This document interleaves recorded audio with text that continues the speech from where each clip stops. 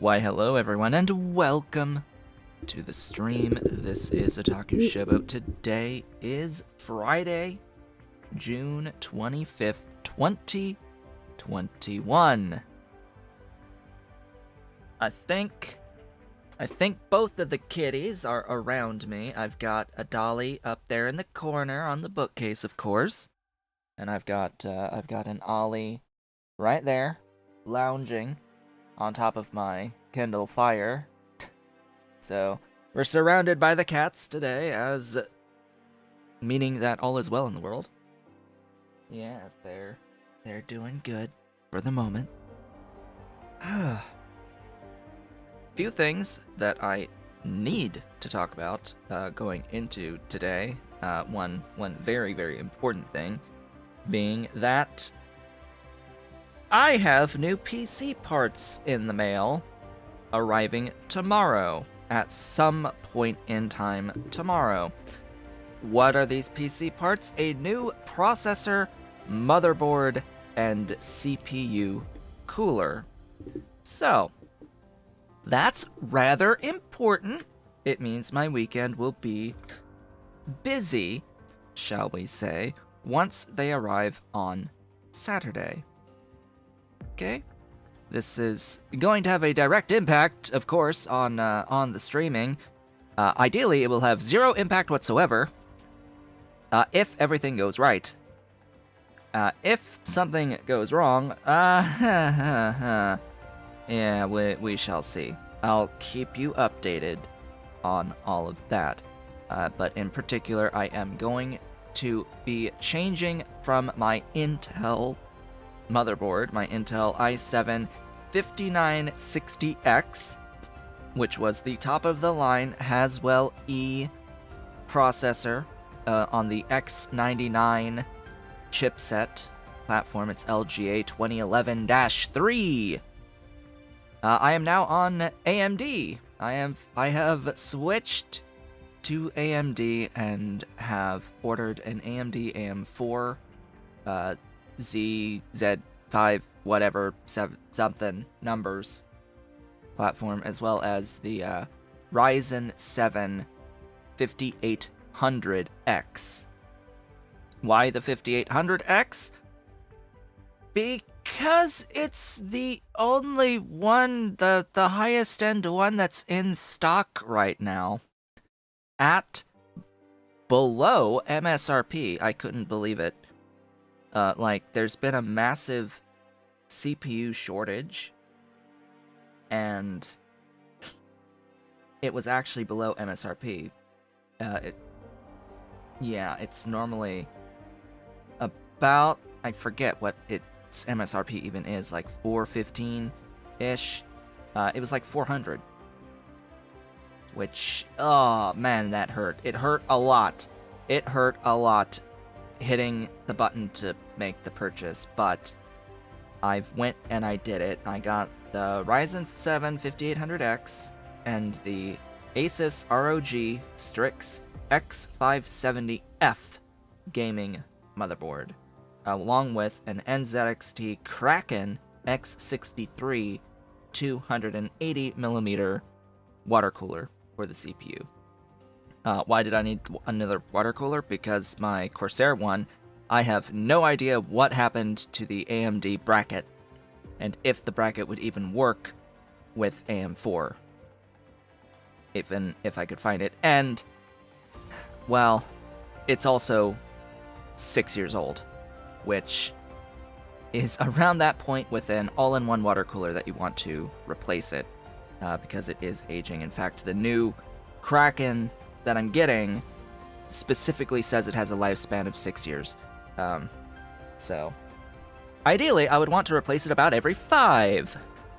So that's going to be my goal going forward, I think, is that I will want to try to replace my PC components every 5 years or so, if there is a sufficient bump in speeds to make that worthwhile. I still don't think that there is a sufficient bump in speed on the graphics cards to make it worthwhile at this point in time.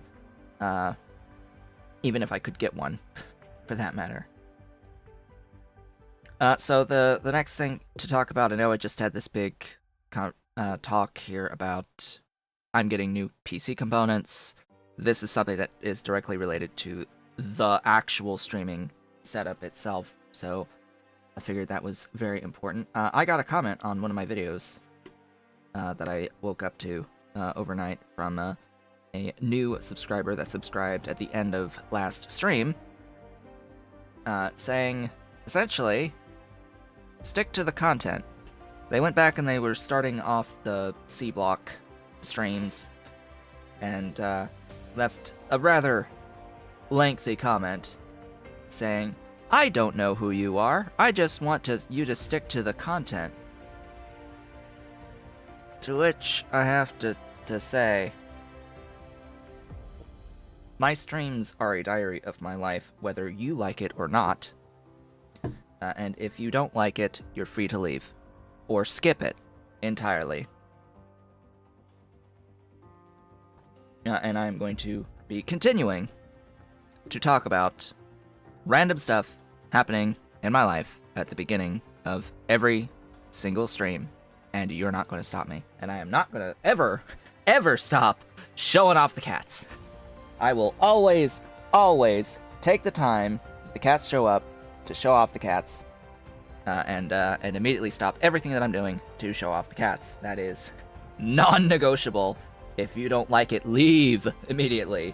If you don't like cats, bye! You will not be missed. Alright.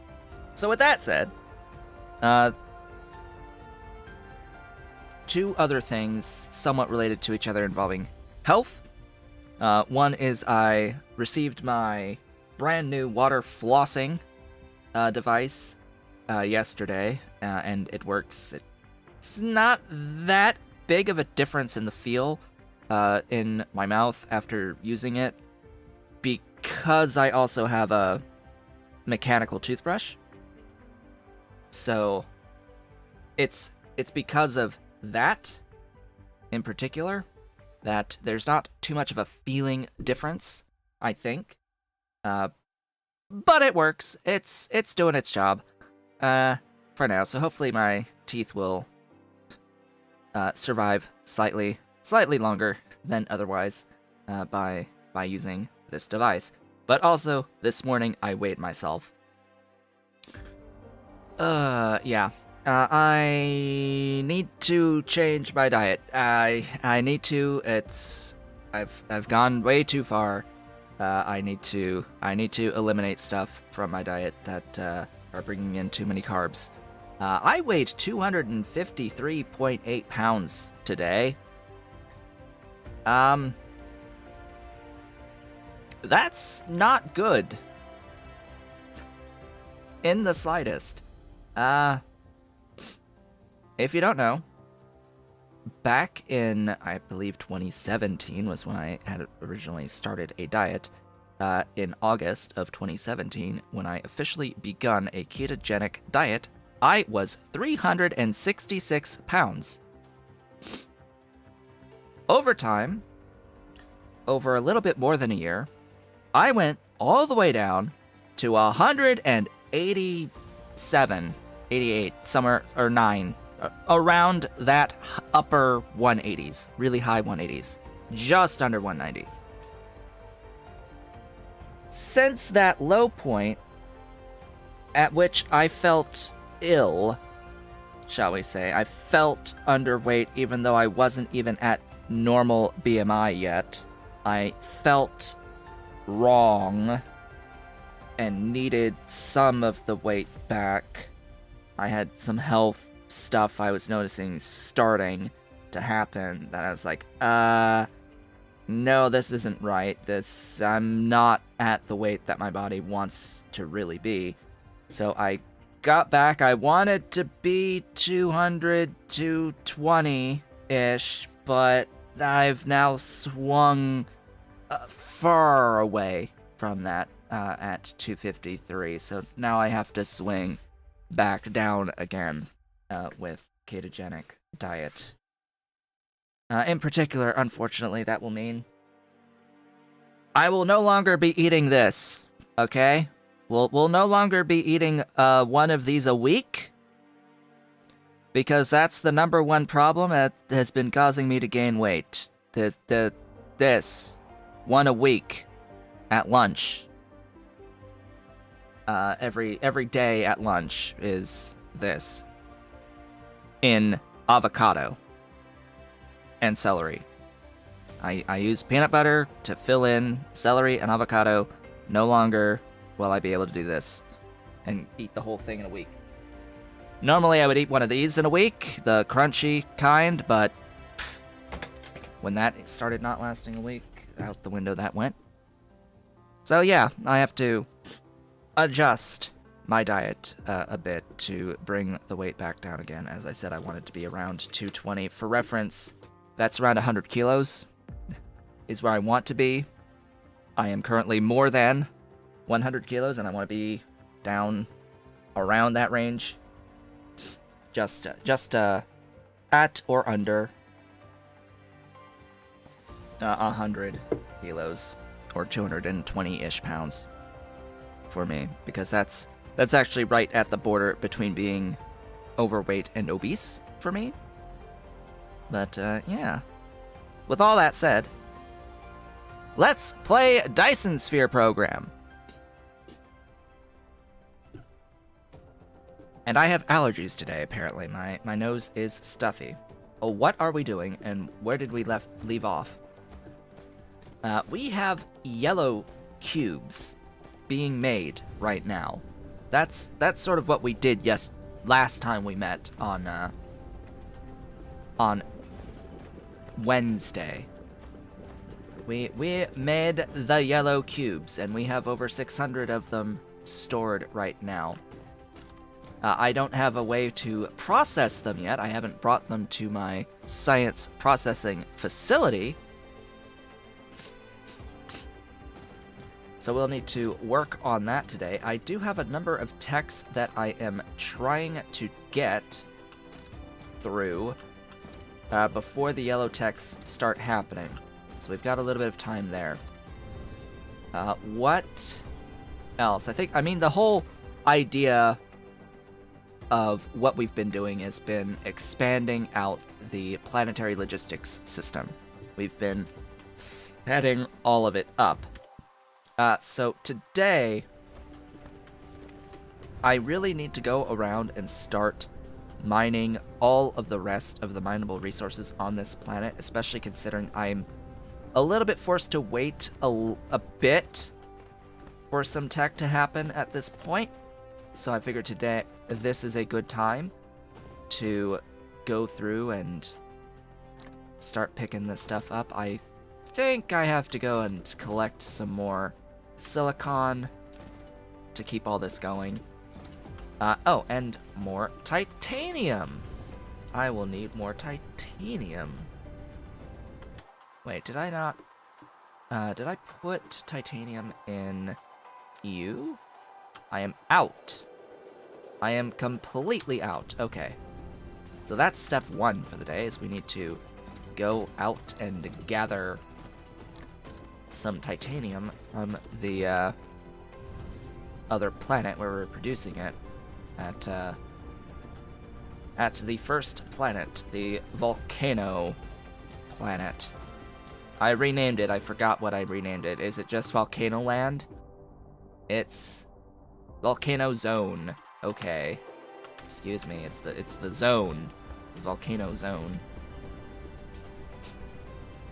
Okay, so let me go and find / place an empty box near you.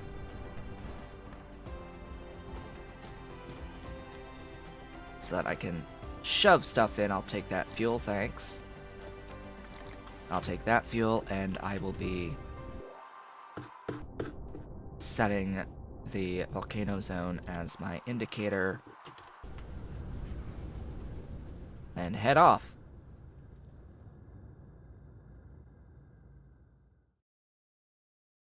I'm going to speed up around the gas giant before aiming myself to the planet. which is, of course, on the opposite end of the solar system right now, so it's going to take a little bit of time to get over there. So, yeah, I am absolutely looking forward to having the new processor and motherboard arriving this weekend. It will be a brand new experience for me, considering I have never used a computer running on AMD hardware in the past. I have always had an Intel processor until now. So this will be a definite change, to say the least. I'm not expecting too much of a difference in video game performance, although there may be a few frames of difference. The real difference would end up being, I would hope, in... oh, come on, charge up. The real difference, I would think, would be in the ability for me to process videos.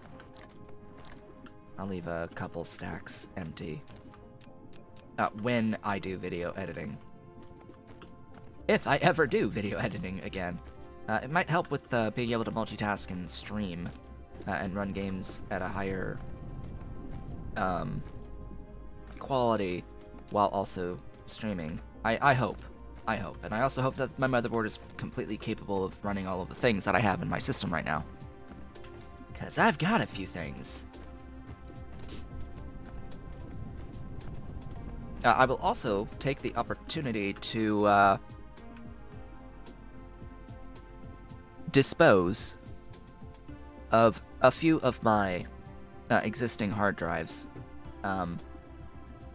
So, in my computer right now, I have 3 identical 3 terabyte hard drives. One of them is busted. It failed, and that was a while back. It was a drive that had a lot of my games on it. Fortunately, not Factorio or not any of the games that I was streaming at the time, but at least not the saves were on it. But it's one of 3, and I have never been, shall we say,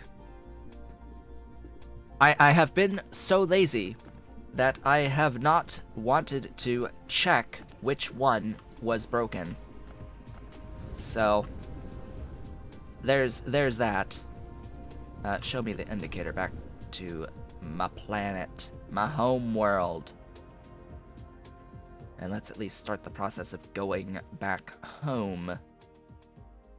And speed up a bit. Why, hello. I now have a tech. Huzzah.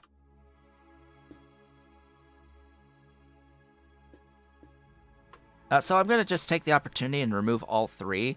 I'm not even really using either of the other 2 3 terabyte drives in my system. So yesterday, basically, I went through and I just moved whatever was on there.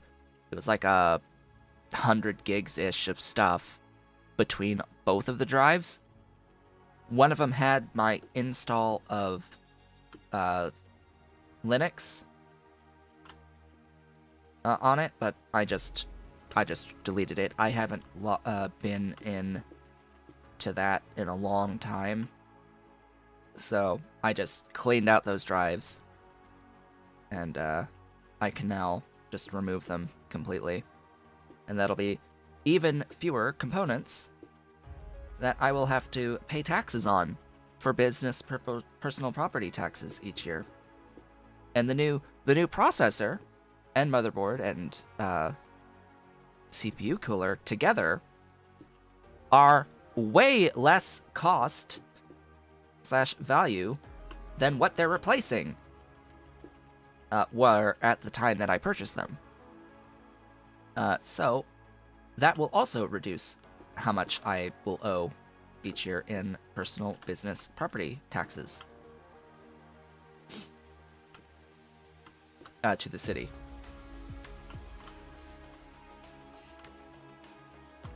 Because, yeah, I have to pay, based off of the original purchase price, a percentage of the value to the city every year with 0 depreciation.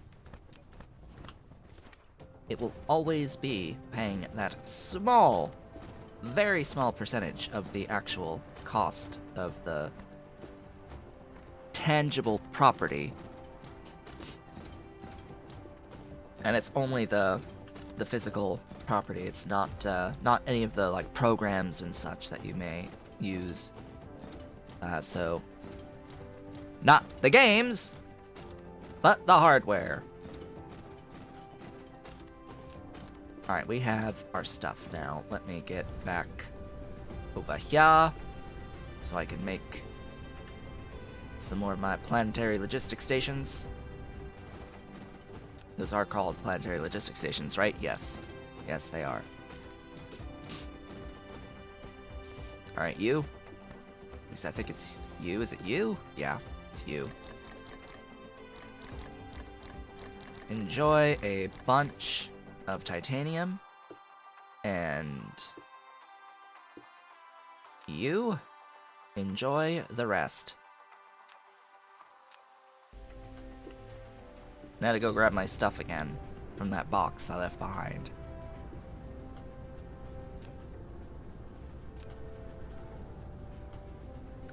As for what precipitated my desire to do this computer upgrade now, for those who are not aware, yesterday there was the Microsoft presentation of what is Windows 11.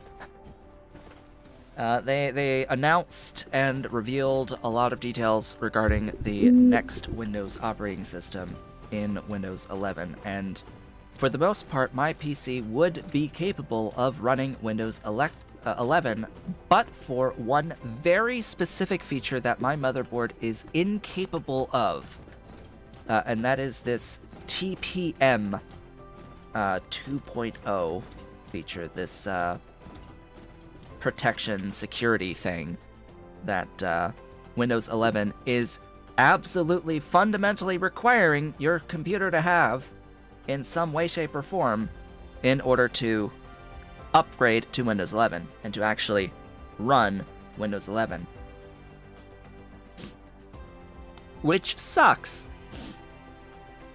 because my computer absolutely does not have that. I went into my BIOS, I looked for anything involving any sort of protection that could be construed as a form of TPM. It doesn't exist. Not for my motherboard and processor. Not for my X99 processor and motherboard.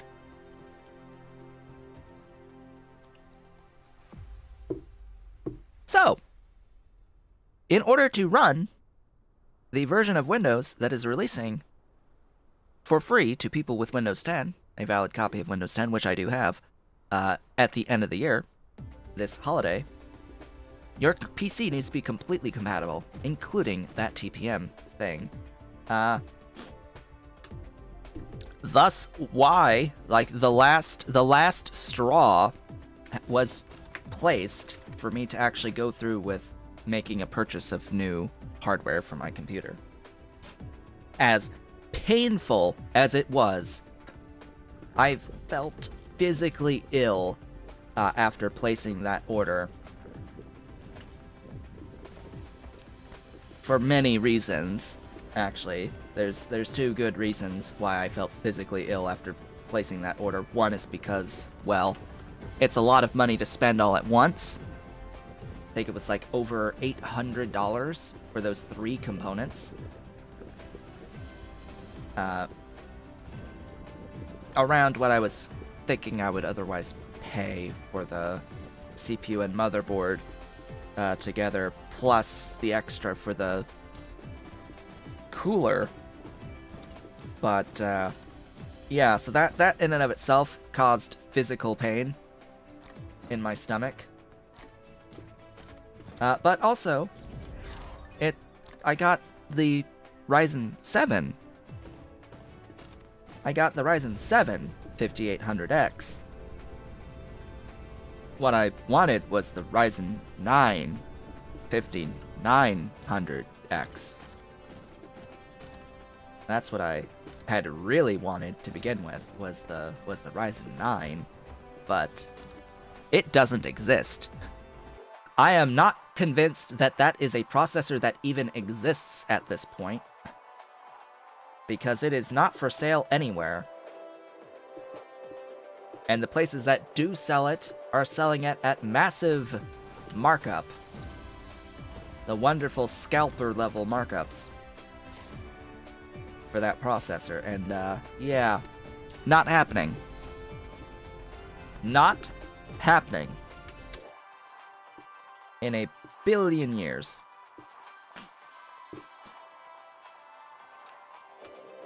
Although I find it funny that the exact motherboard that I ended up buying is the exact same motherboard that King Arthur recommended on my Discord server a while back.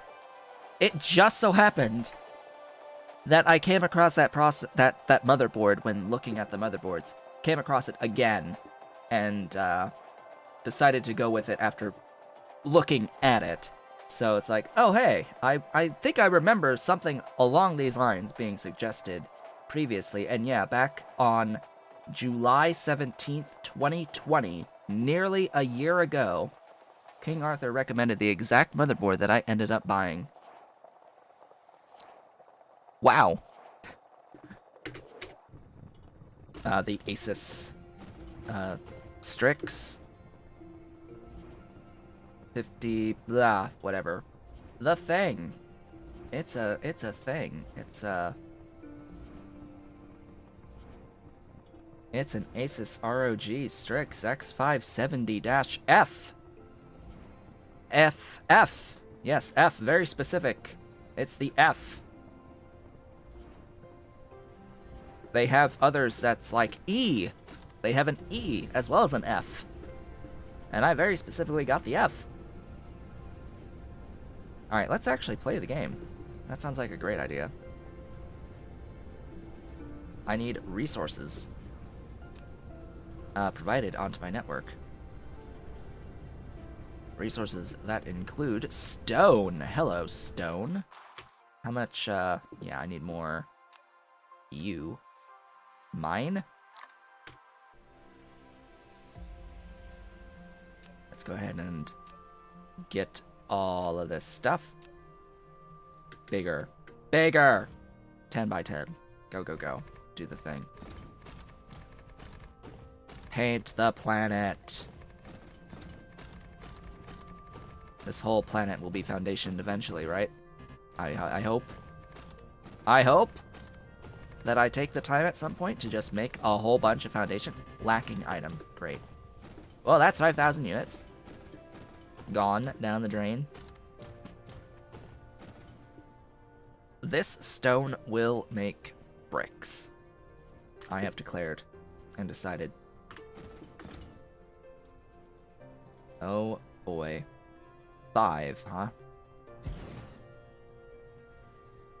4. 4. 5. 4. 3. Don't make me do a 2. What?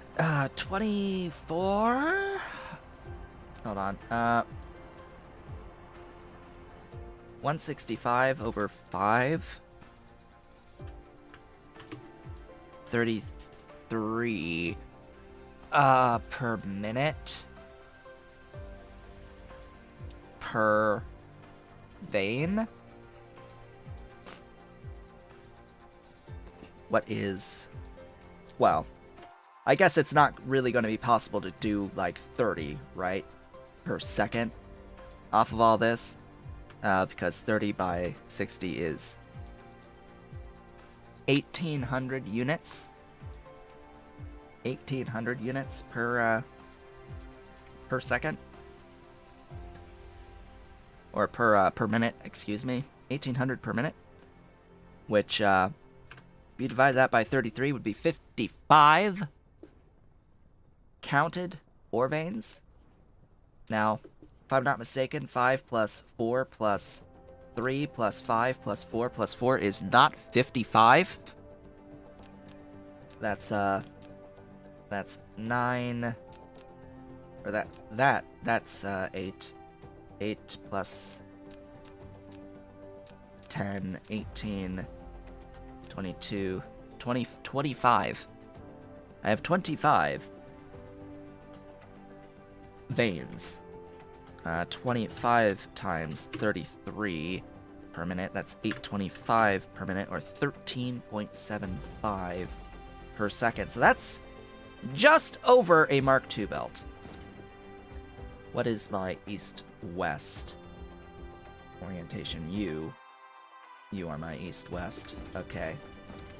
The smelters will be down here.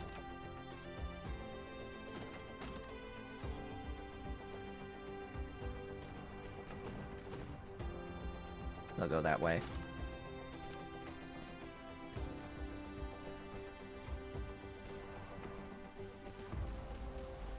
Yeah, I just, as usual, hope I don't screw up with my, new components in the process of installing them.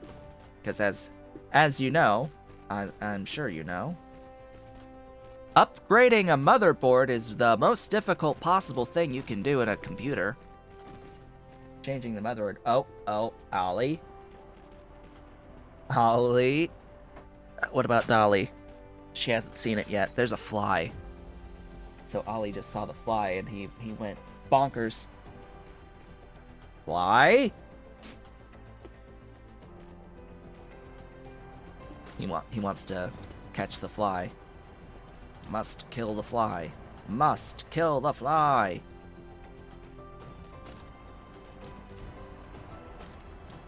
Stones. Huzzah.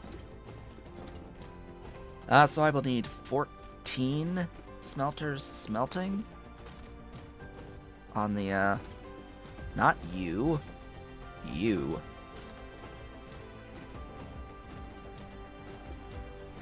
Yeah, bots, you need to hurry it up. Oh, lack of item. I don't care.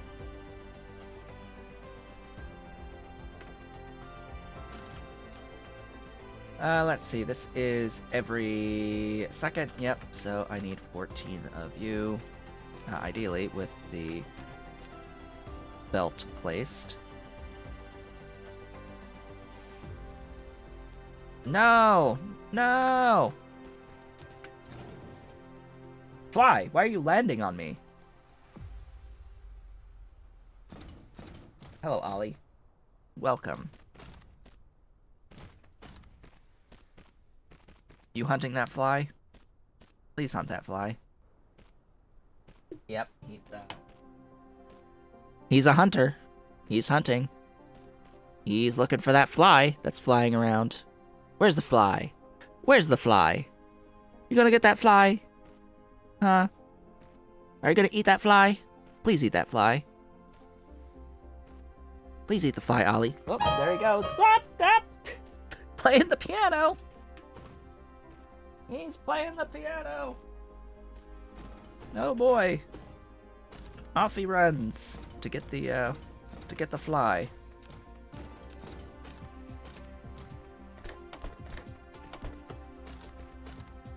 All right. A lot.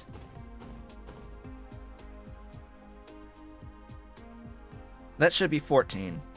1, 2, 3, 4, 5, 6, 7, 8, 9, 10, 11, 12. Yes. So a line, a single line maxes at 15. You can only mass place 15 at a time. And since I know that limit, I know that 14 would be one fewer than 15. This is how we do things semi-quickly.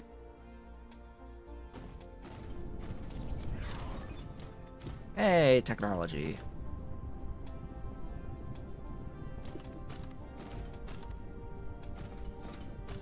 There we go. Oh god, that's a huge research.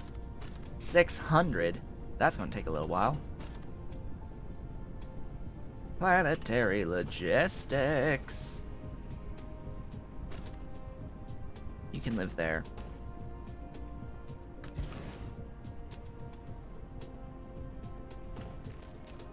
You, those, supply, all of them. Great! Fantastic! Have 50 of those. There's nothing requesting stone bricks yet.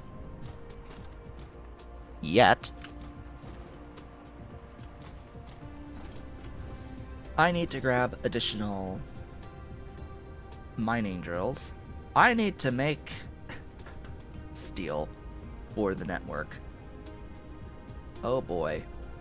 I'm gonna make a whole bunch of steel, and then you can probably guess what the plan is from there. There's my mining drills. I need to place additional wind turbines as well.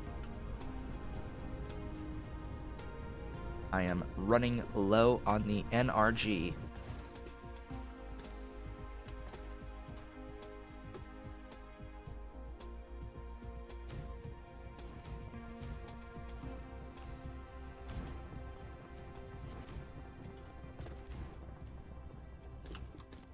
Let's just place all these.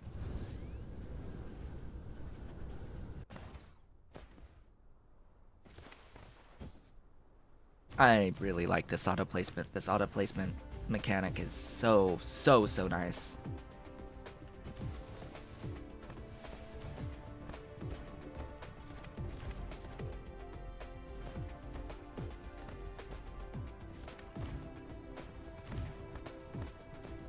And I like the nice grid pattern that it forms when it's properly spaced.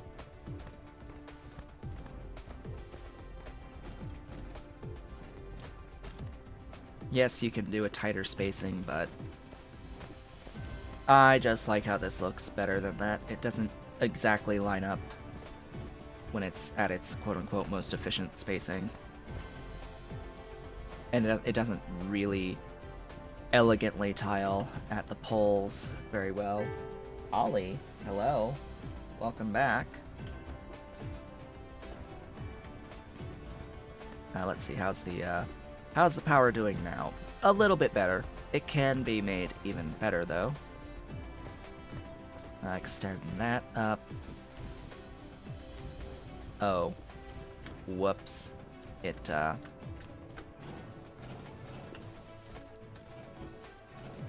It lost the alignment somehow. I don't know. It just reset on me.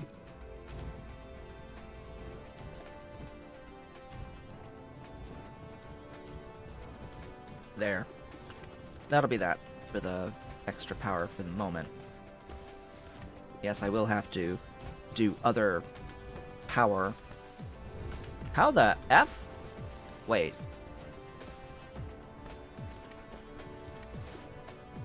Huh?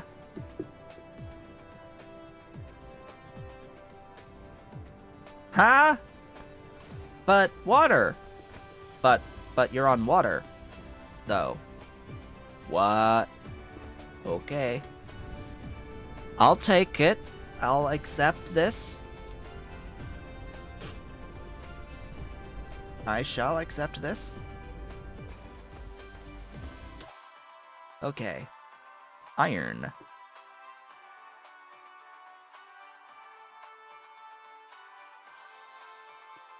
Am I already tapping all of my iron? All of it? Maybe.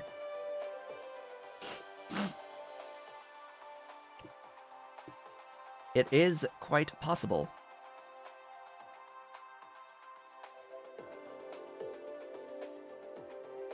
Not you. Okay. I have to tap this.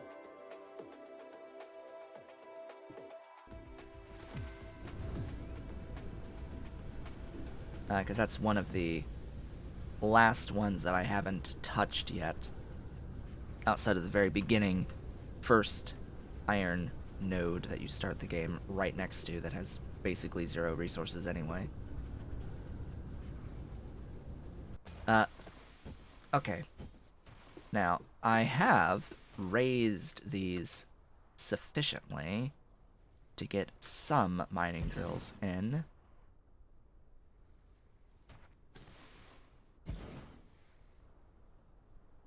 But I will need to raise it more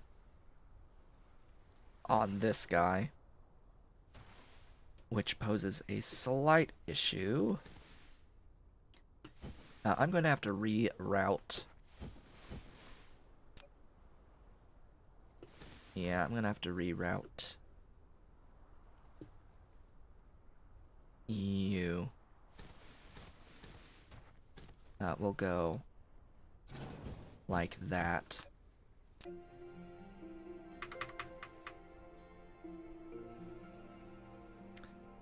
Oil seep.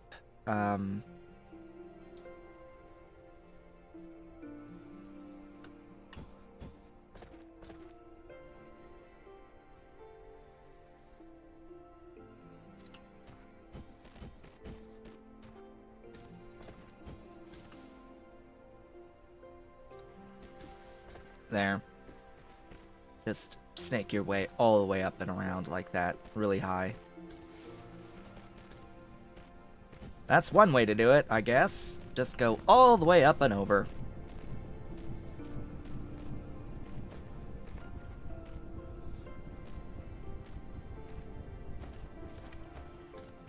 Really could use some more speed on my Constructo dudes, but we'll need to be able to process our yellow matrix cubes to do that. Alright, and then the stone needs to get rerouted as well. It needs to go up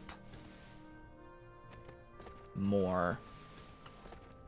So the stone ultimately goes to there and begins here. So we're going to be removing all of that.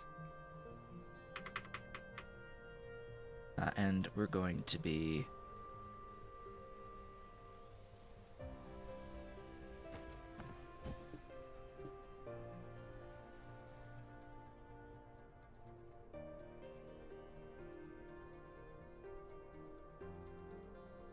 but it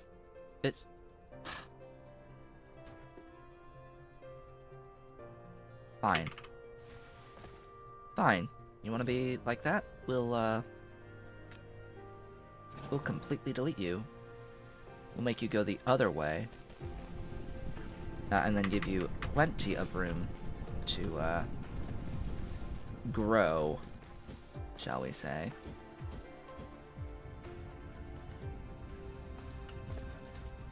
Just don't turn on me.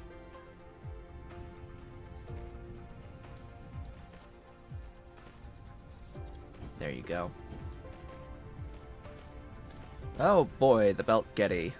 Here we go with Belt Getty. Glorious Belt Getty. How's my boy? My Ollie. How's my Ollie? He settled down? Did he catch the fly? Or did he get tired of chasing the fly? Huh? Did he get tired of chasing it? Is it still around? Did he get it? How about Dolly? There's a Dolly. You can barely see, but she's sitting pretty. Where's my Dolly? Where's Dolly? What's she doing up there? Up against the wall. Yeah, you're looking at me. You know I'm calling you. Dolly. What you doing? She's like, I'm just sitting here. I'm comfy right here on top of the bookcase. She's comfy right there, so that's where she will be. She will exist there for now. Alright, plop all those. There you go. Goodbye, stuffs. And besides this guy sort of limiting me a little bit, I should be able to squeeze in a few additional mining drills. Actually, let me try to cover more of the actual individual nodes.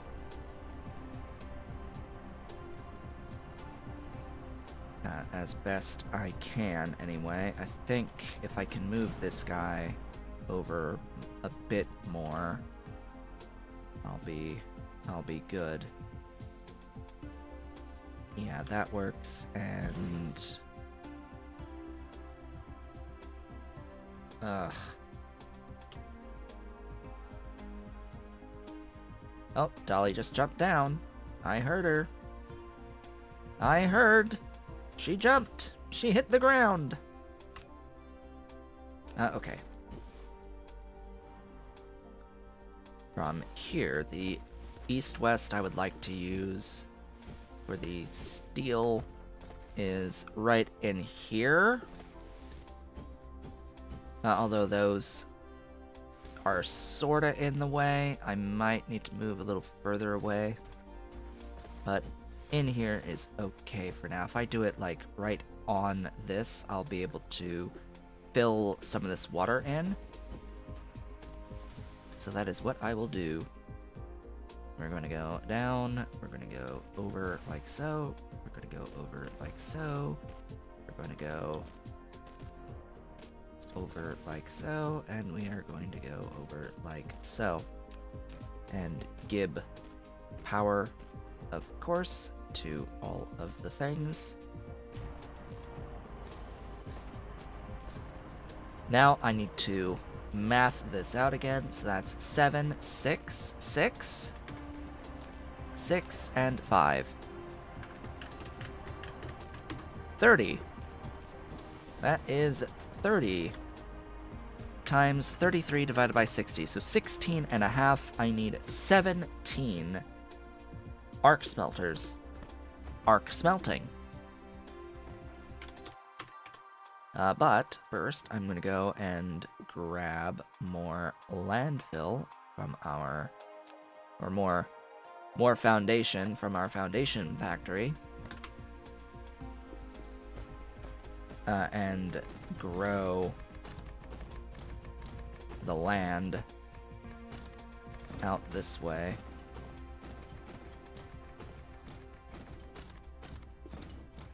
Okay. 17 smelters smelting. Oh boy.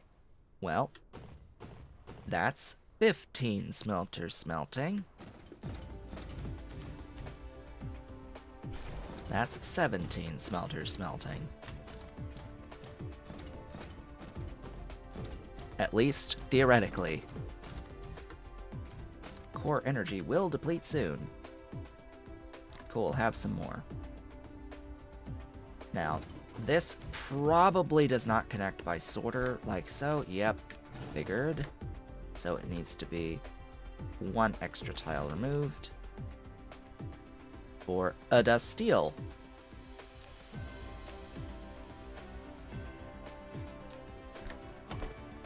Ta-da!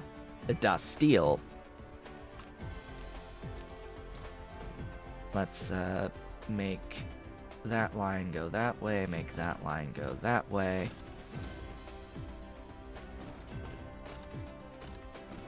Let's get the bots to place down the stuff right here so that I can get sorters as part of this. I'm going to go all the way down that line. Ugh, should have waited for the stuff to build, because it does not place the sorters. I don't know why. I don't know why it does not place the sorters on, just the sorter goes down if there's no valid, belt that's already been placed. That's the one major thing I would change about this right now, is, I would like the sorters to be placed even when there is no belt for them to, link to.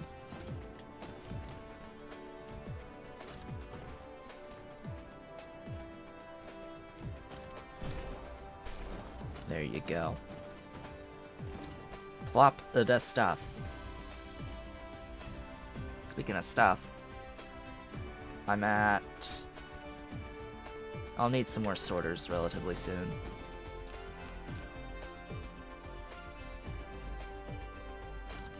and that will connect the ore. Come on, Constructobots, you can do it. I know you can do it. Research speed is too slow. Gee! Who'd have thought?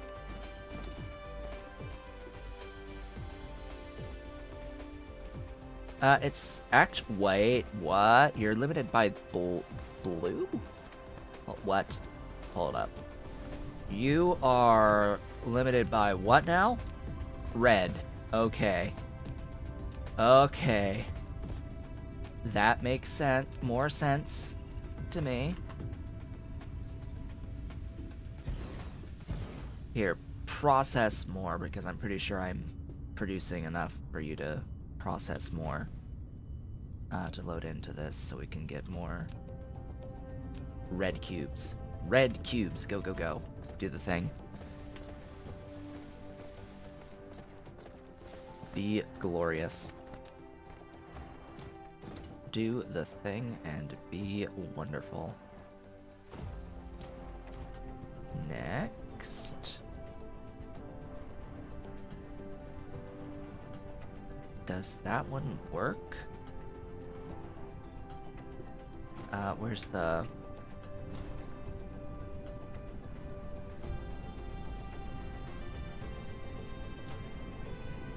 Where's the node for the sorter? Oh, it's there. So I can place that there.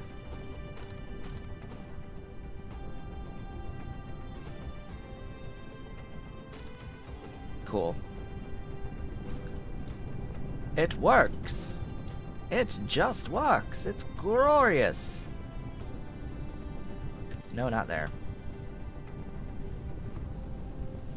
There. You there. Steel. Supplied. Yes, enjoy your bots. How many bots do I have? You. Bots. Thanks. Those. Thanks. You need more titanium? You need more silicon. You need more silicon. Okay. So I'll need to get more of that next. My next trip. You need power. My power is okay. I find that very interesting. I will need glass on my network, if I'm not completely mistaken. I should need glass anyway on the network. For something. Is there an untapped stone? Because, I mean, this is a really big stone reserve, regardless. But if I can find a stone that I have not tapped into, that would be great. There's a big 562K stone right next to a 718 stone. Oh, boy. Yes, please. We're gonna get stony around here. Ahem. Okay, that's several techs done. I want all of that. You need foundation. Thank you for the foundation. Everywhere. Spam. Glorious spam. 2 F1. Oh boy, I hope that we have enough here for a blue belt. Remember that the number we're looking for is 55. Total nodes covered.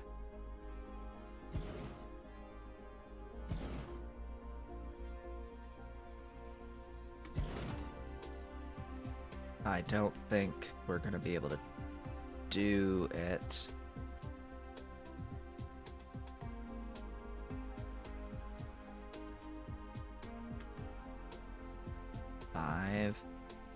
6. Ooh, hello.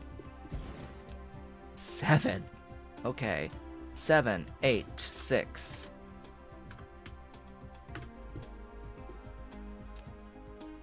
6, 6, 7, 7, 6.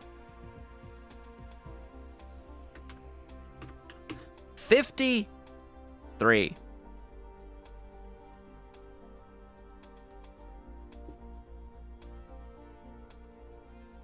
Okay. Greater than 54.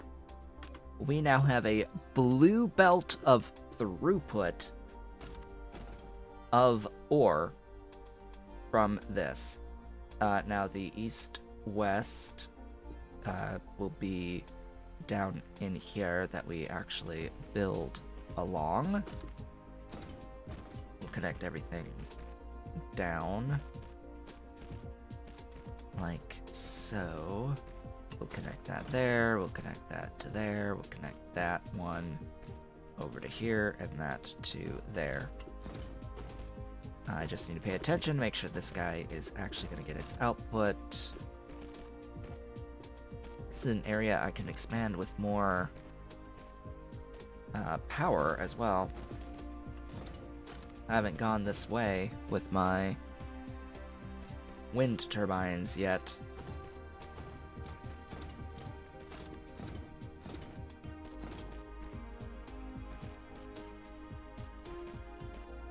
Come on, babies. You can do it. The irony being that I probably should use this for the stone, bricks, rather than for the glass, but you know what? I'm making glass. I decided that this would be glass. I'm making glass out of this. I'll go to the other one and I'll make additional stone, because there's that other one right up there, that 562. That can be glass. Fine. Sure. We'll use that for glass. Power.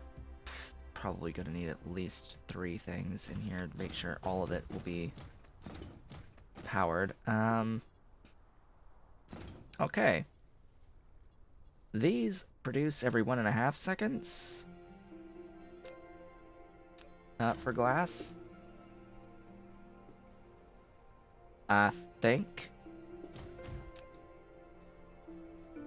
It's every 2. No, that's not glass. That's glass. It is every 2 seconds. Okay. But it's 1 per second, so it's still the same amount. Cool. It produces half a belt out, but that's fine. That's 15. That's 15.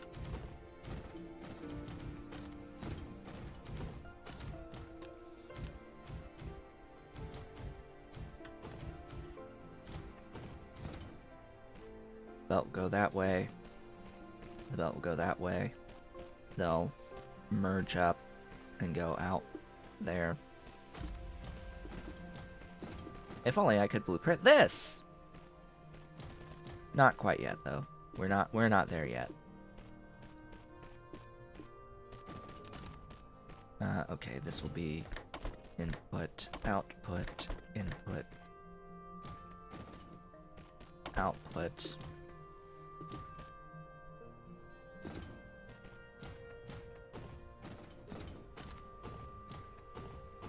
Again, I know this is exactly 15 long because that's how many max you can place in this manner.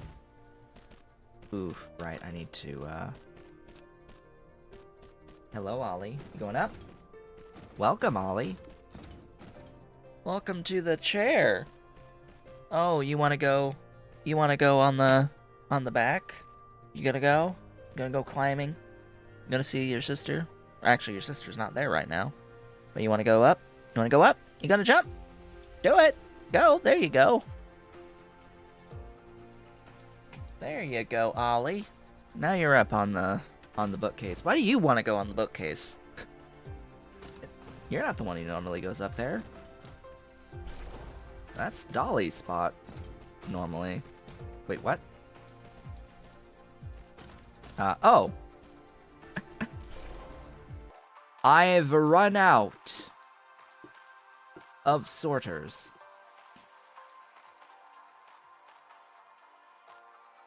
Where'd I do the doohickey again?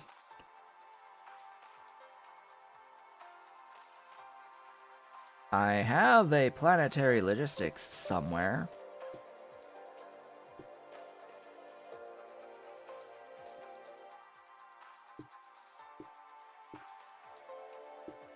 Yeah, this is what I'm building now. Somewhere.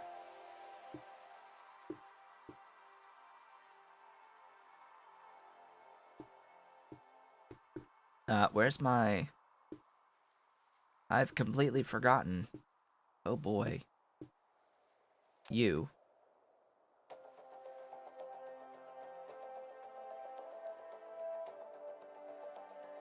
Gib?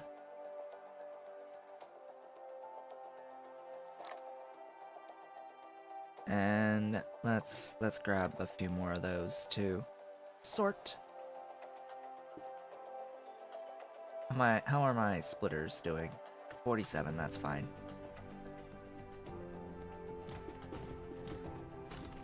Yes. Place the things. There we go.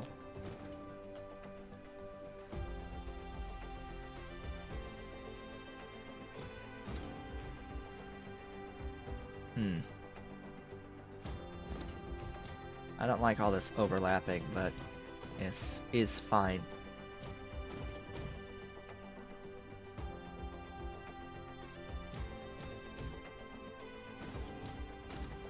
Alright. If I'm not mistaken, this needs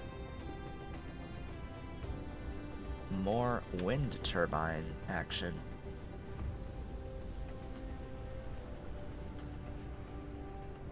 One, two, three. Lack of item.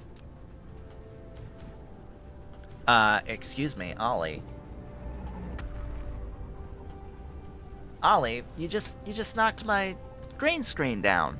You just knocked it right down, out of your way. What are you doing, Ollie? Now you're in the way. Hey, you. Ollie, thank you for the subscription, by the way. Hello, Ollie. What are you doing up there? Knocking my green screen down. What are you doing? Now I have to put the green screen up in your way. He's probably just gonna knock it down again. Anyway, this is lack of item. I need to go grab from my mall some more wind turbines, apparently. Let's go get some wind turbines. All the way over here. How's my... Okay, that's okay for now. Come here, you. Do.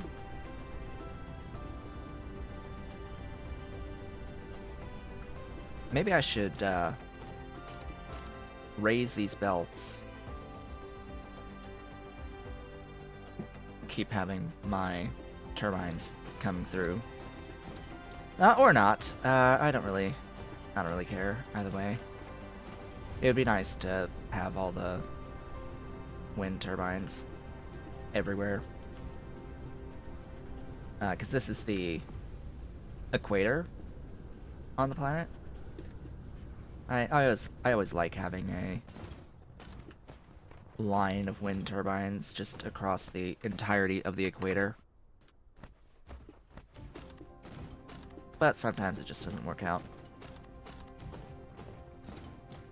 Wow, we're finally chewed through a whole bunch more tech. 1, 2, 3. Why do you not save?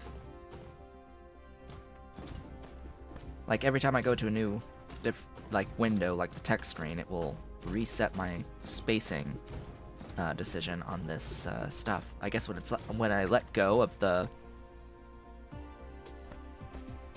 eyedropper tool, that's probably it. It's when I let go of the eyedropper tool, most likely.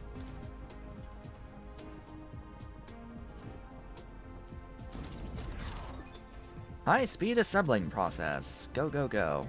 Do the thing. Be free. We'll place those, have a little bit of an array over here, because there's lots of empty free space that I can use for other things too, but for now, power is a very key concern. Especially power to these guys.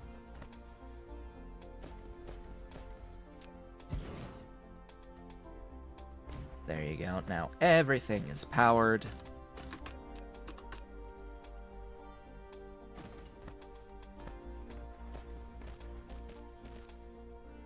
The half blue belt of glass shall be supplied from here with its 5-hole logistics drones. Yep. That's pretty normal.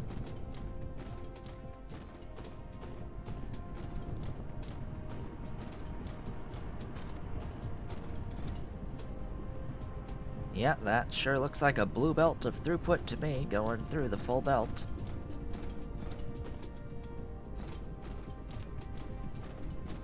Now you're not operating fully. For what reason? Okay, now you're on, but you're immediately going yellow.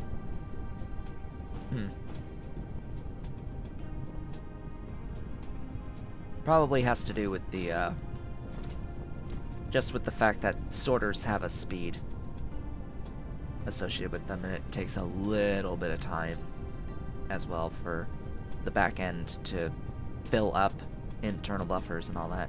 So eventually it does start operating full speed without pauses. Well, there we go. We now have glass. Yay! Glass and stone bricks and steel are being provided onto our planetary logistics system.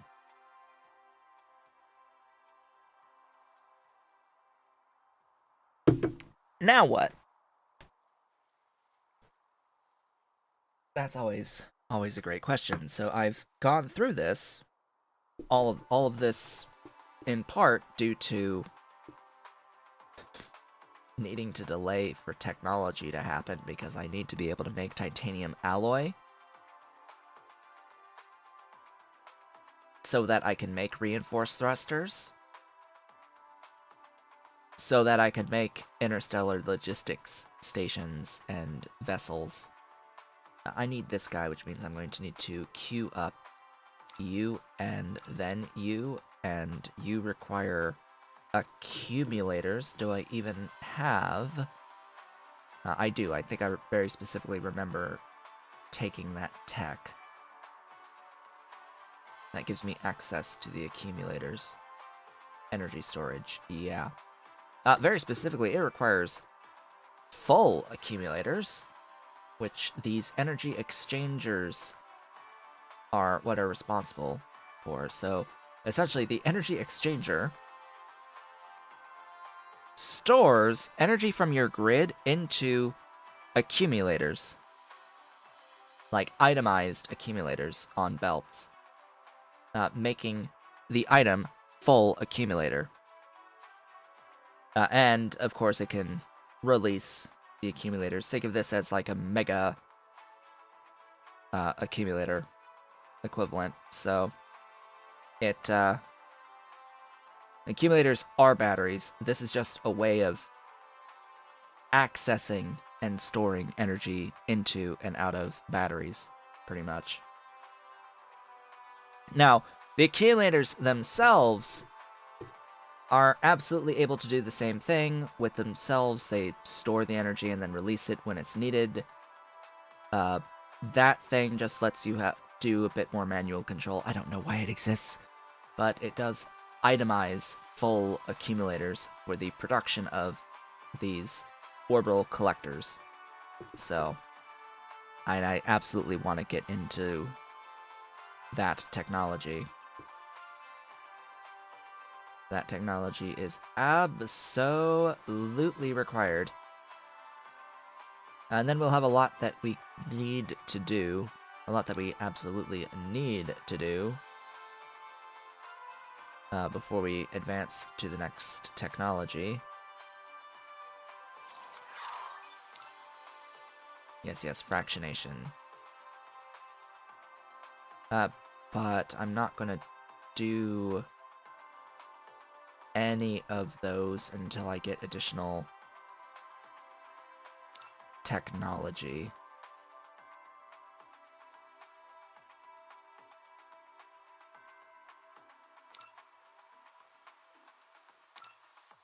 Like, I need a lot of these upgrade techs going forward. Just like I'm working on this inventory capacity upgrade right now, as I finish off a lot of the techs that just need the red cubes. And then we'll get this guy, 800, 880. That'll take a few minutes to chew through. So in the meantime, I need to take another trip back to the place to do the things. To the other planet where I'm producing silicon and titanium, because something tells me I need to collect like both. Yeah, out of the titanium on the structure matrices at the moment.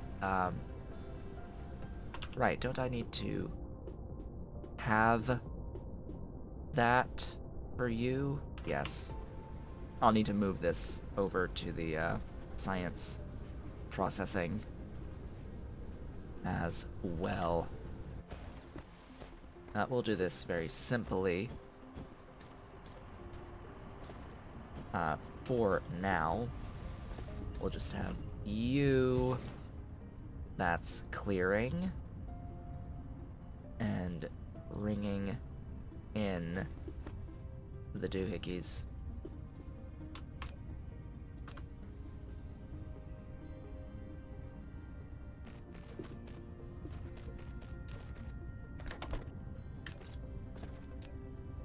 I need drones from somewhere.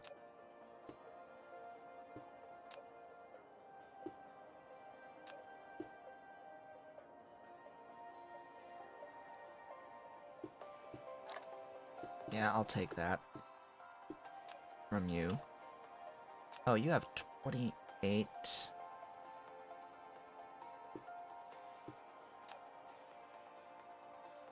Here, have that. You can actually take a +1. Just stealing it from the steel one over here. Alright. Demanding, charging, moving. That's what I want to see. Want to see my carriers transferring for me. In the meanwhile, while that happens, as I'm about to start up the technologies of my dreams, I'm gonna head on over and fly back to the volcanic planet, the glorious volcano zone. Go around the gas giant. Let's go! All the way around you. And we're off. What happened to the music?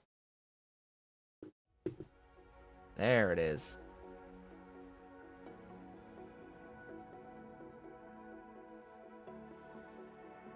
Really should make some hydrogen fuel cells. Spend some of my titanium on that.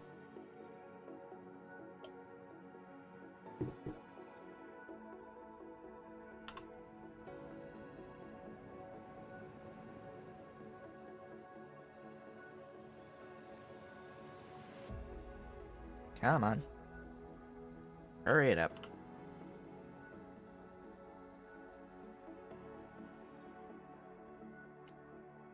Let's go. Oh, there we go.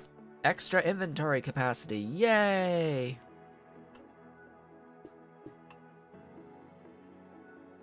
An entire extra line.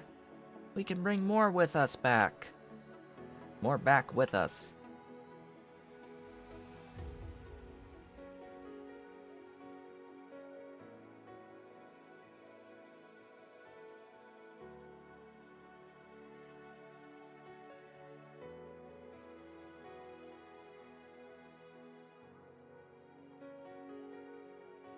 Alright, welcome back to the Volcano Zone. I have landed nowhere near, well, somewhat near, my destination. All the way over here. Silicon and titanium. I want to come over here and start really mining, but that's gonna be a while before that is relevant. Come on. Come on. There you go. Grab all the... Wow. So my inventory is so large, I can basically pull in 2 entire boxes of stuff at a time. Great. That's great. I like it. I'll take an extra silicon.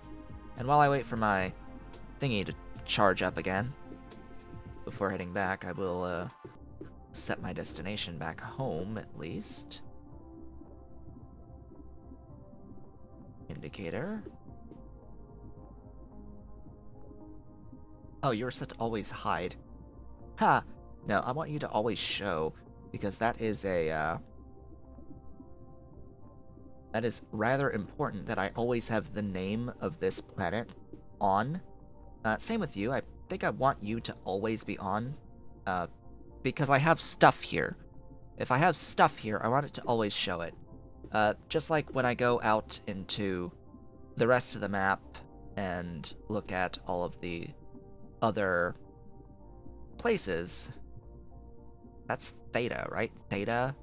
Cassiopeia? Cassiopeia. Whatever. Can barely say that name. Are we full yet? No. Not even close. It's just to make things easier to navigate in the star map over here. Really want to get to that black hole, which isn't that far away. And that neutron star, which is a lot further away.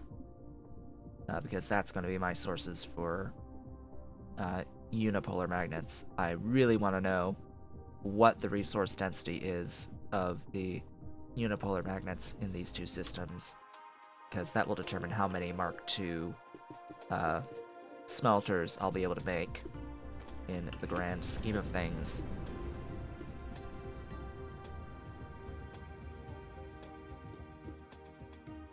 Let's go fast-ish.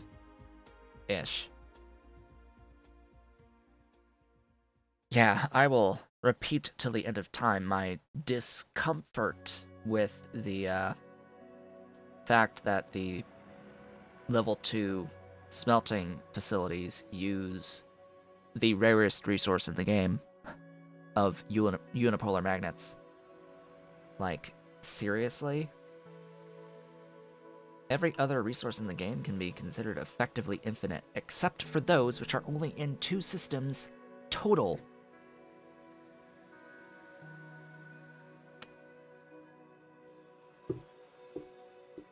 Iron, copper, stone, and coal are effectively infinite with how much there is across the map, but when it comes to, and silicon and titanium, those are all effectively infinite, but these quote-unquote rare resources are not infinite.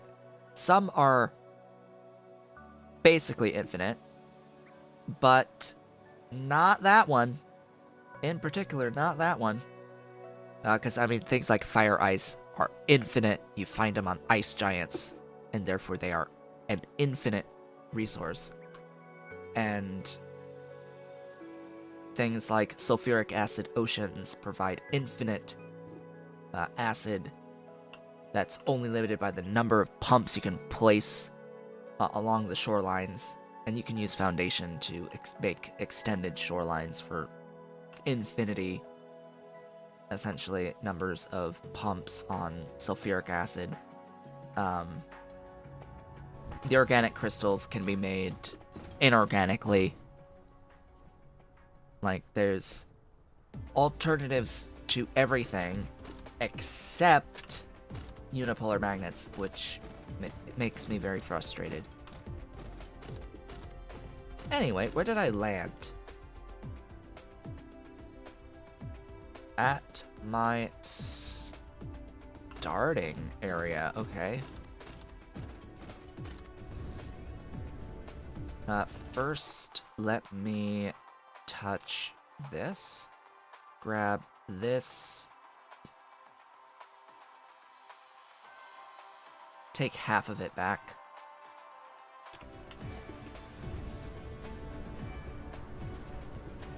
I should put silicon ore requests in on a thingy.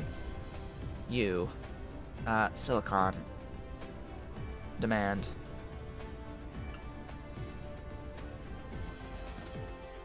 You're gonna take that.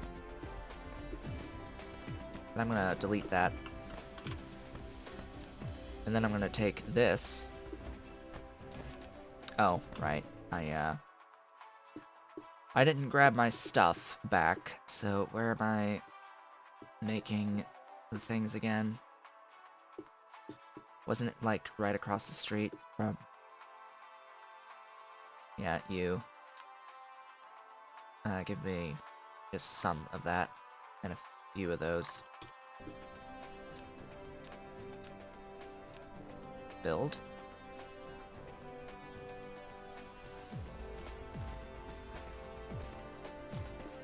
I think this is the only spot I need the silicon.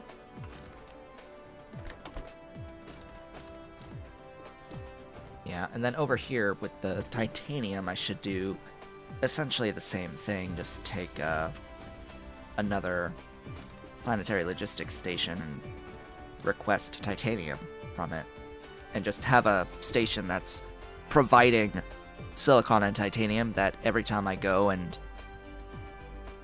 bus myself this stuff across the system, I could just put it into that one planetary logistics at the end. Speaking of, I want you. No, not you. The one behind it. There it is. You can take that. And from here, what's wrong?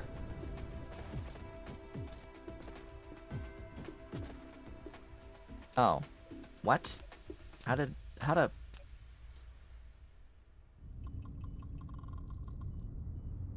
There you go. I didn't put the right filter, or any filter at all. There you go. Process the science for me. That sounds like a great idea. Science sounds wonderful. Okay. Let me grab my stuff again from you. Why did I have, like, ore? Yeah, littering. I don't care. Destroy all the stuff on the ground.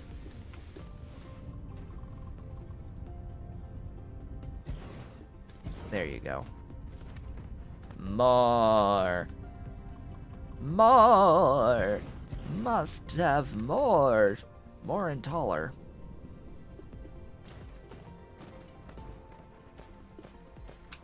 Alright, let me start to work on this. Sulfuric acid, steel, and titanium. Well, here's sulfuric acid. As for the steel,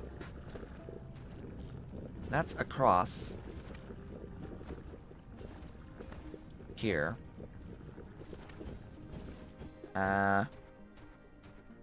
Sure, I can do a splitter, or I can use a planetary logistics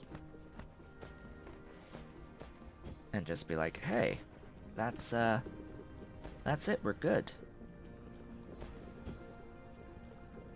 There you go. Pull this back. What building? Smelting facility, okay. So this will be in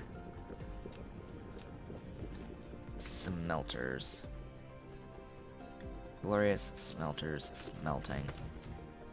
You are not supplying that. You are going to be actually supplying...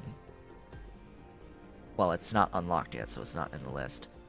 I will need the steel demand from you. I will need the titanium demand from you. Speaking of titanium, you give me half of that.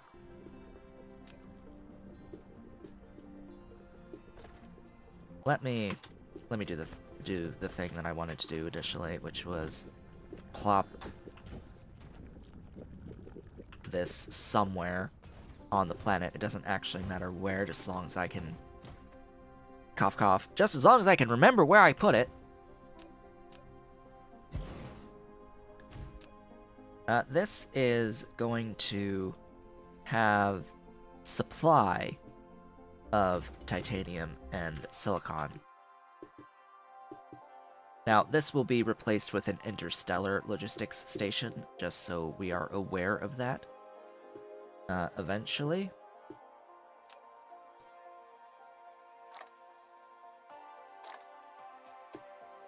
The question now that I'm having is, why have you only made 10?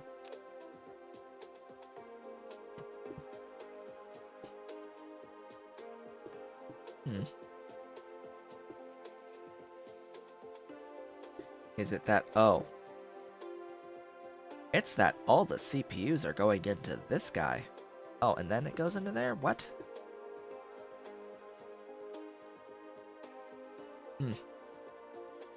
Alright.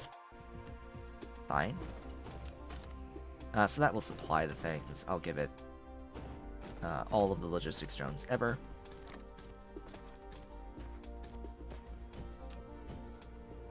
Just need this tech to happen at some point.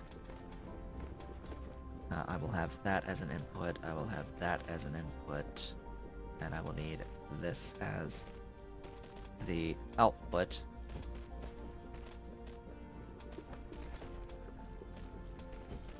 Steel will go here.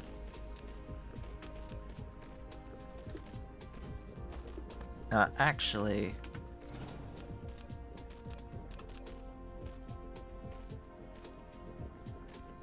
the titanium will, in fact, go this way.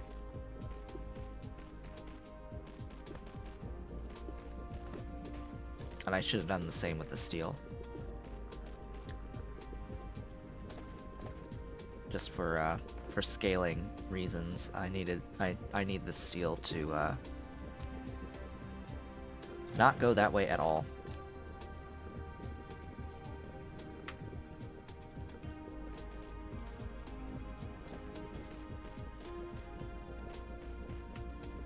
There you go. Much better. That works out so much better. So we are set up-ish for the eventual production.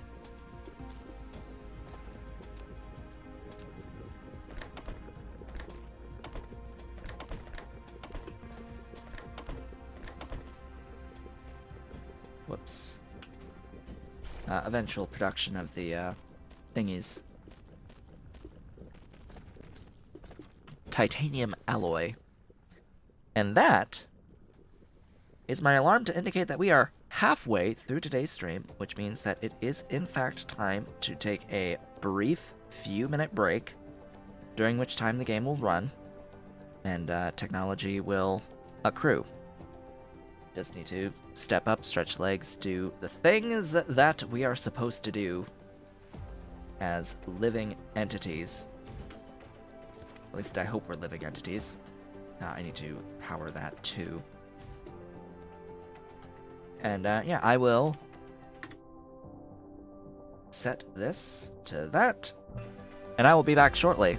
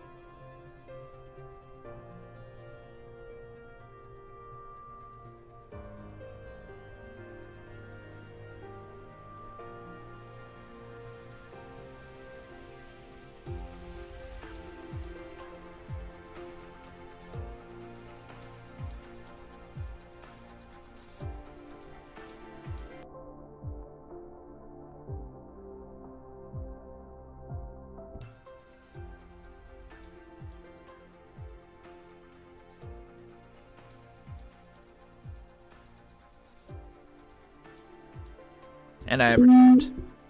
Welcome back. So the tech here is just a couple minutes still away after having taken the break. We are in the process at the moment, just sitting here at a build that's completely ready to go for making this titanium alloy.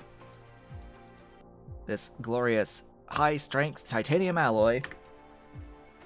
And once we have that, we will be able to make reinforced thrusters. So that's what we can do now, is go over and set up the reinforced thrusters.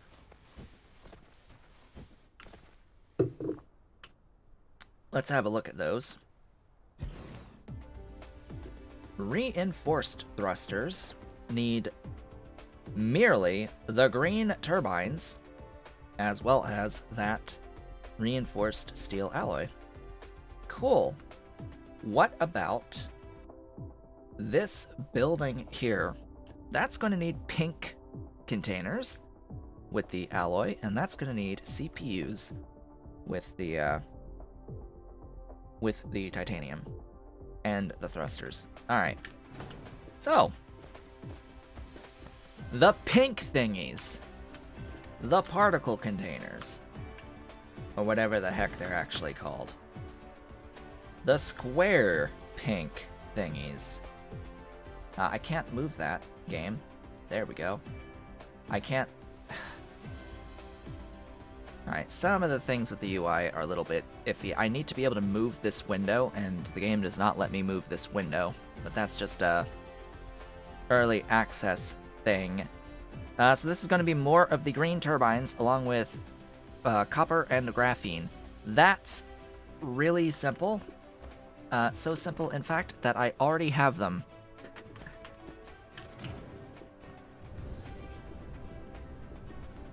So let's head on over yonder. And what I'm going to do over here is grab more of my landfill foundation, excuse me. Use the correct terms for the correct game that you are playing. And we're gonna fill this in just around here. I don't need no stinking water.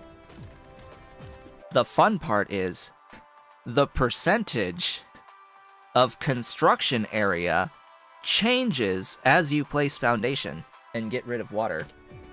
That's one of those little fun facts that as you deplete a planet of water, it will adjust this construction area percentage on the stats. It's something it actually is keeping track of. Although I do find it hilarious that we currently have 69.9% of the area covered. Goodbye. Because this is going to just be a, probably not in that direction. This is going to be a bit of titanium coming in as titanium, because this needs titanium. I need a doohickey. Hello, doohickey. Planetary logistics. You are going to clear, clear, clear. You are bringing in titanium. Demand. And thus, I will give you all of that. This will also bring in CPUs. I have decided this will bring CPUs in. Ah, the titanium alloy. Welcome. Welcome, titanium alloy. You are very, very, very much appreciated. This is titanium alloy. We have 5 going. This produces every 12 seconds. 4 every 12 seconds. I would really like to have 1 more of these.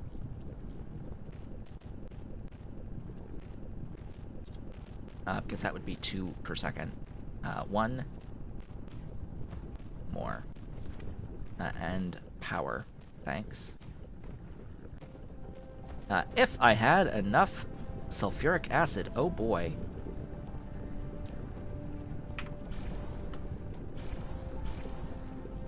If there was enough sulfuric acid, yeah, one building is not enough. I'm not going to worry about it.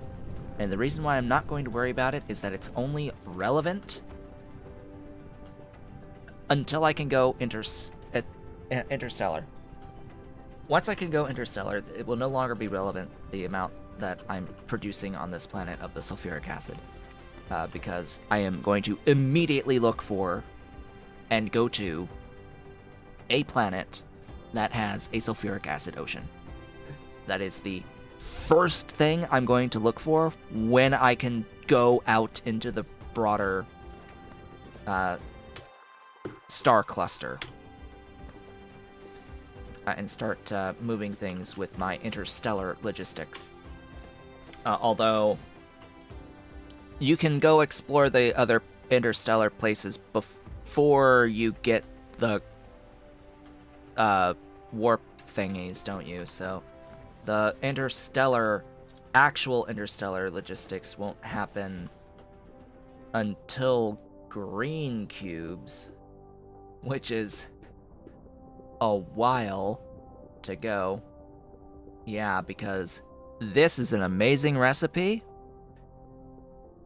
Ave, welcome. How long until the interstellar? We are taking the technology right now to unlock the interstellar logistics station and logistics vessels. From here, we need these.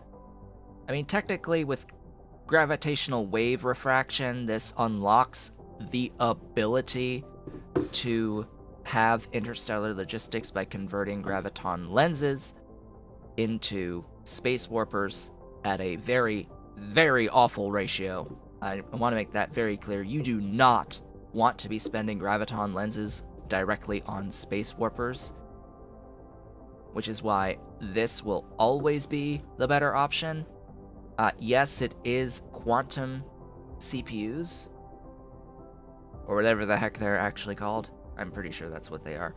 It's that very advanced CPU plus a graviton lens, but note, it makes two.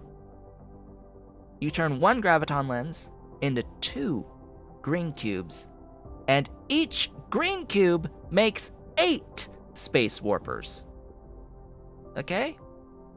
And yeah, it is a science, so you are spending science for the warpers, but it's one graviton lens plus a CPU into up to 16 space warpers is a far, far better use of your resources than 1 into 1 on those lenses. You do have to go through all of this quantum chip stuff, though, which needs these. Which needs Casimir crystals, which are the bane of everyone's existence. Which, yeah. That's the only major issue for the green science in general is Casimir. These are the biggest pain. Because no matter what, you're spending that 2 graphene and that 12 hydrogen.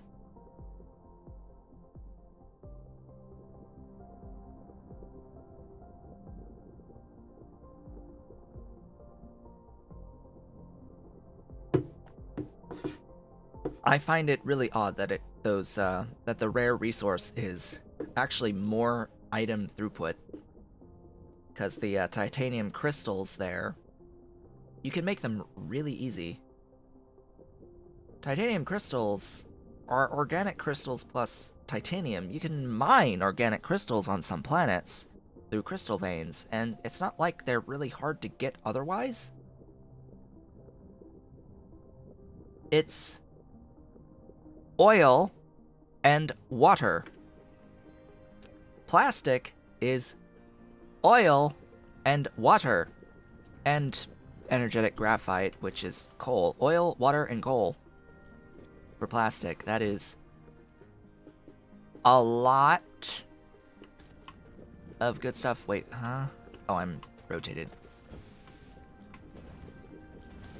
So that's a thing. Anyway, what am I doing now? I am going over to make the reinforced engines, thrusters, somewhere over here. Somewhere. Not sure where, but somewhere over the rainbow. I am going to make the reinforced thrusters. You there. Those. You are going to bring in this demand, please. You. Mine. All of them. You. Take them and get powered. Thank you for the power. Bring me this stuff. You. You. You are... Huh? Did I not set it to... Or was it someone else? Oh, I never... was like, hey, yeah, you're supplying those. You are supplying those. Get more. Get infinity of them. That sounds like a great idea. So, Ave, how long have you been here? Did you see my beginning of the stream?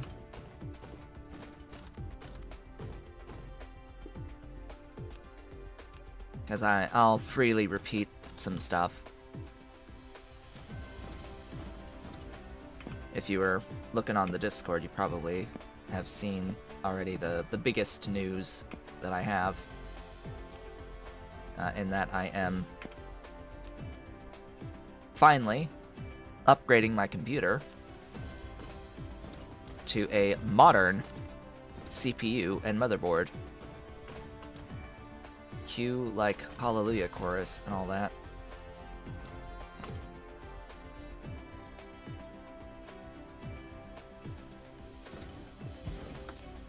Yeah, so I bought the Ryzen 7 5800X and a motherboard for it.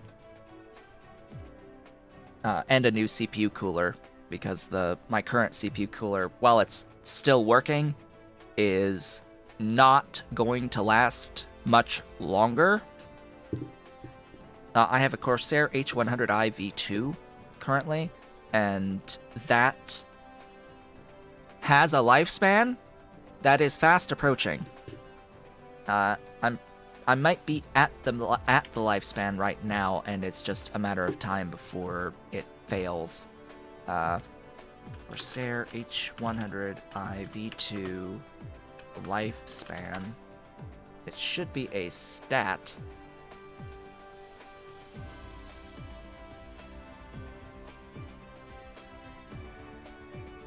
Because the one that I bought to replace it is the Kraken NZXT Kraken 63,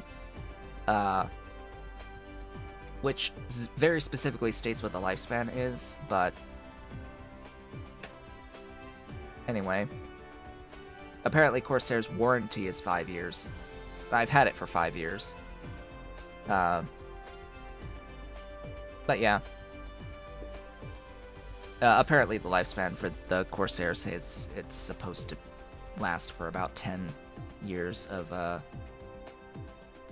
on the pump on its mean time to failure, MTTF. But yeah, I'm not going to risk it, especially when I would also need to dig out the AMD. Especially when I need to dig out the AMD bracket for my Corsair H100i V2. So I'm just replacing it with a new one entirely. So that it lasts, I know, at least another 5 years. And the new one is supposed to last another, I think, 6 itself. So I would want to cycle things every 5 years or so. just in general, I think that for PC components, 5 years is a pretty good number for when to refresh your componentry with more up-to-date stuff. But yeah, the big thing is that I am getting the Ryzen 7 5800X. It's actually slightly below MSRP right now.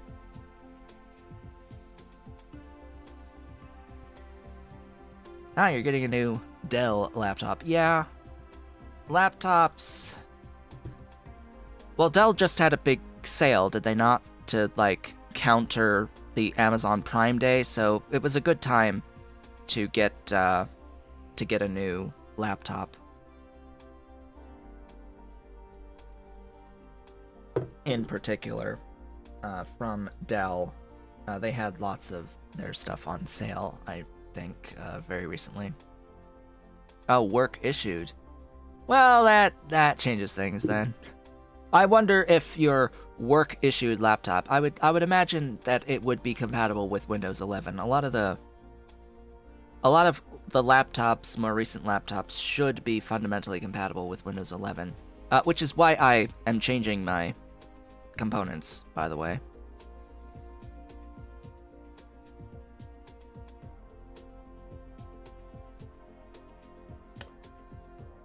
Because, yeah, yesterday with the big announcement for Windows 11, I think immediately bumped hardware sales for PCs. It was I think that, yeah, I got in enough time to make my purchase before everything goes out of stock. Because my X99 platform PC is not compatible with the TPM requirement of Windows 11.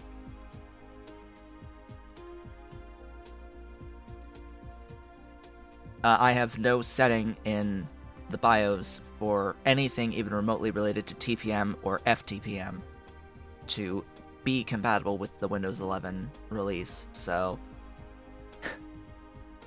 here's hoping it says that I'm compatible when I run the checker again after changing out to the AMD Ryzen processor and motherboard, because I made sure that this motherboard has FTMP.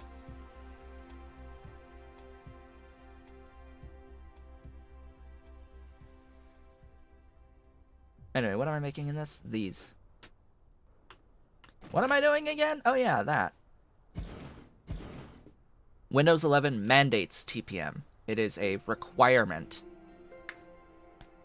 And they legit tell you that you're not compatible with Windows 11 with their little checker tool if you don't have TPM. Granted, their little checker tool doesn't tell you what the problem is, and you have to guess for yourself what the problem is in their little health check tool for the Windows 11 compatibility. Like, that's such great design, saying just yes or no, and then tell you nothing about why no.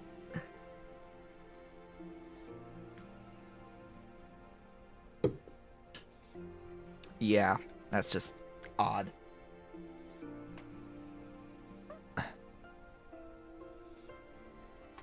But yeah, they are very specifically mandating TPM 2.0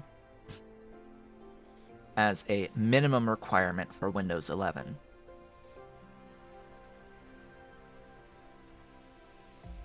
You are these. You are... What was the other thing? Those.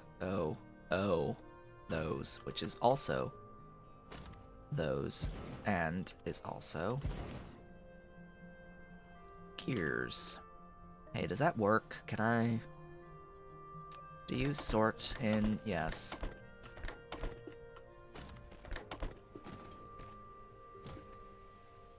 Alright, iron and magnets and copper. Iron and magnets and copper. Oh my.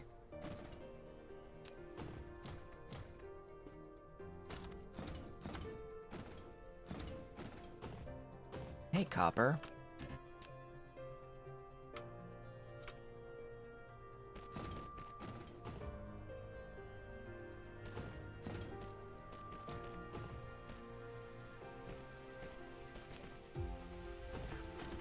Okay, iron.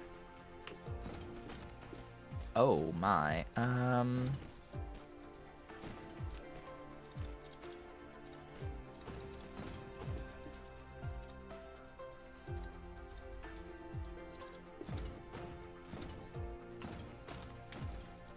Huh.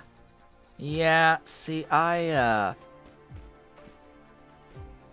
was technically dual booting with a Linux distribution, but I have deleted it completely from my system at this point as I am preparing for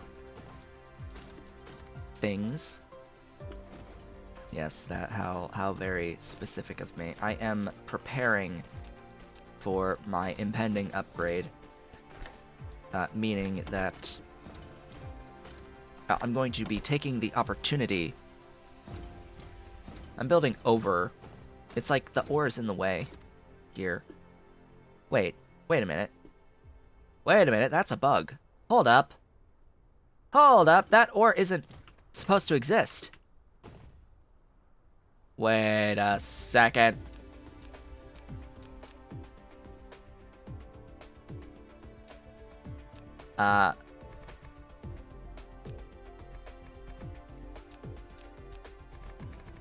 Ahem. That ore is not supposed to be existent. That's a bug. I had flattened that beforehand. I flattened that. I very distinctly remember flattening that. Really? You need to go that tall to go over? Well, alrighty then.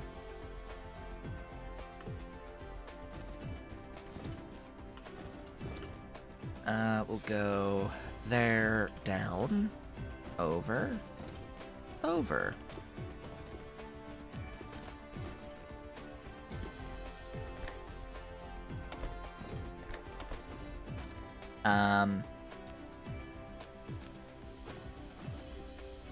Oh, right. Can you, go that way? Yes. Yes, you can.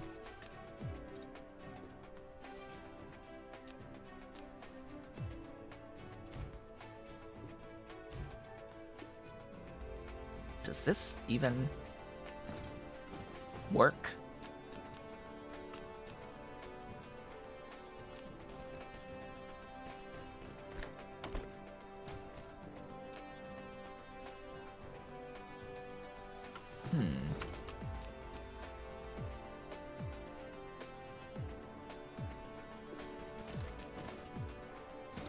I think it works.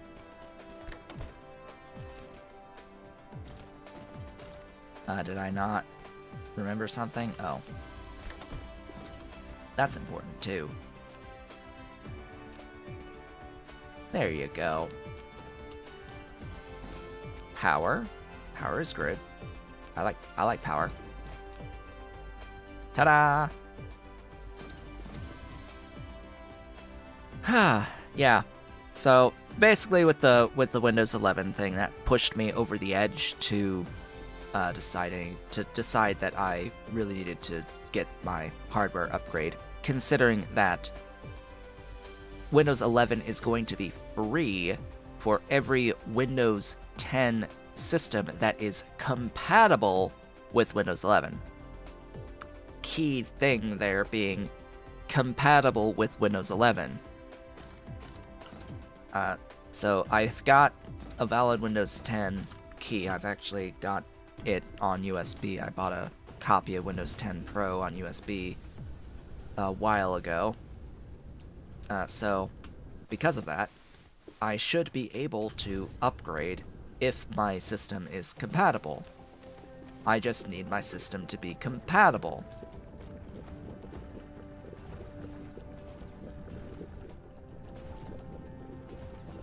And I am completely okay with having the most up-to-date version of Windows. I have never had a problem, personally, with changing Windows versions. I had zero problems with Vista. I had 0 problems with Windows 8, and I know that I'm going to have 0 problems with Windows 11. For just point of trivia, my very first computer was the very first computer that I purchased for myself was a laptop for college, an Alienware M17X that came with Windows Vista and a free upgrade to Windows 7.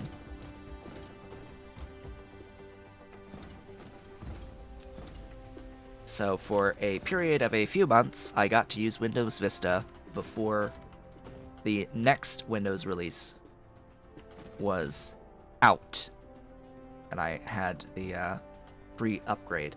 I had no problems with any of it at all. No problems. And then once Windows 8 released, I upgraded pretty much immediately to Windows 8 and was okay with it. I didn't like the start screen on the new, like on its own separate window, of course, but it's a thing that eventually we could disable / change, and like even now with Windows 10, I've got a start menu, not a start screen. There's a lot of features that people don't like that you can disable. It's not like you can't disable a lot of these features. If you don't like it, turn it off. It is a personal computer, and it is very customizable. And I think that's what a lot of people don't really seem to realize with each release of Windows, is you can customize your experience. The one thing I hate about Windows 10 is the forced updates. And guess what? There's a way to prevent it if you have Windows 10 Pro. I have Windows 10 Pro. And I prevent the automatic updates from happening completely with Windows 10 Pro. Because there's a way to do it through a system that only Pro has access to for whatever reason. Anyway, what am I working on next? What's our next little thing now that I've set up those reinforced thrusters? I guess I could continue and get buildings placed for the logistics vessels and the station. So let's go ahead and do that. The station is the previous level of station.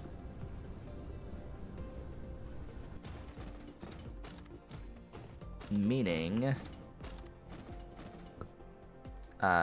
this, pretty much. Maybe not exactly that positioning.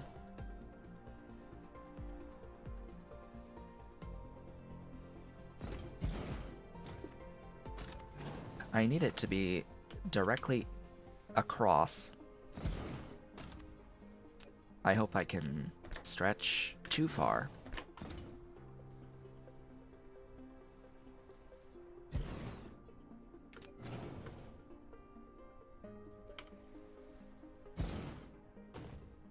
But why is it? Oh, I know, because that's the third line.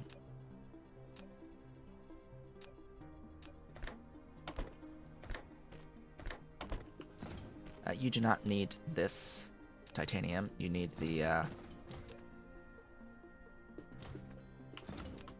you need the alloys. I'll just shove the alloys out again this way, and you need CPUs. Do you need the CPUs? No. No, you're good. This one needs the CPUs. And the thrusters. So you are making me the other things, and you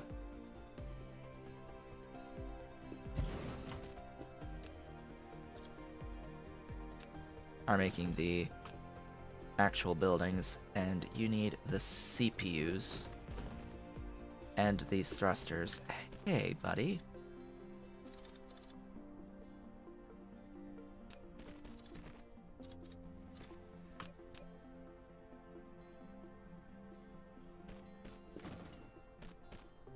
Let's go ahead and place that sorter there, that sorter there.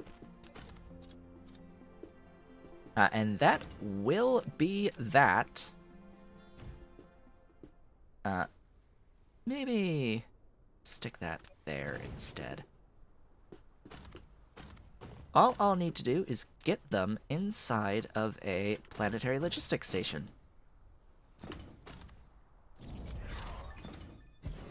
Hello, technology. That's what I've been waiting for. You and, of course, you. Glorious. Give me the sorter there. And I need to make these, which will need the titanium. Oh. I done goofed. I done goofed. Alright. You and you can't be there. Because I need you and you in. Now, how am I going to get from here to here?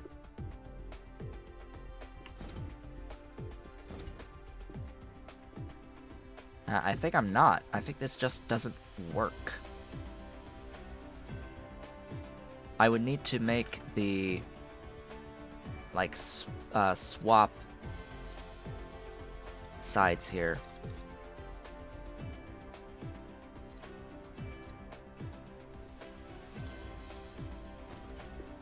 Essentially, I need to put the titanium this side, or just not at all, and run it there.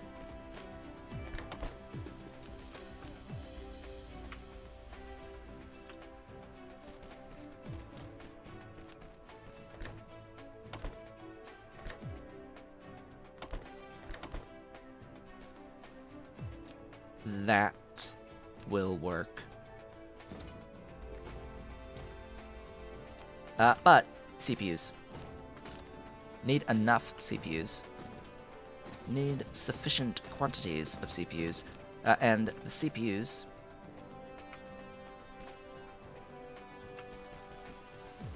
are gonna go that way, which allows me the opportunity to load them in there. Because those will be CPUs. Alright. Now I get to do wonderful stuff. You can go there, put those back, grab all those. That does not need to be powered. It can clear all those. It's going to be supplying these objects.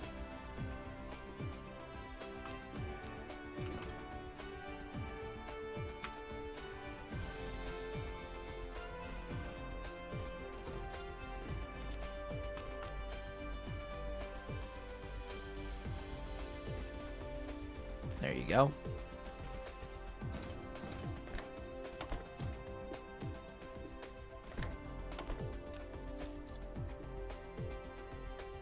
Excellent. I had stuff here? Question mark? Oh, okay. I had stuff here. I have 40 alloy sitting in my inventory. I don't want you.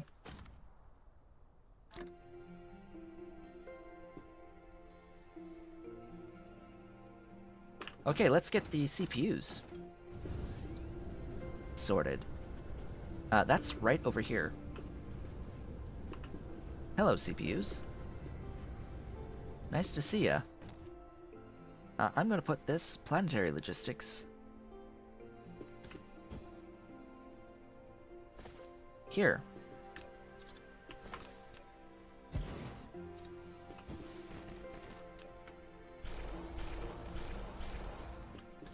Yeah, it's pretty nice.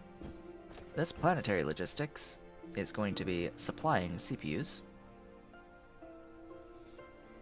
And it will be demanding silicon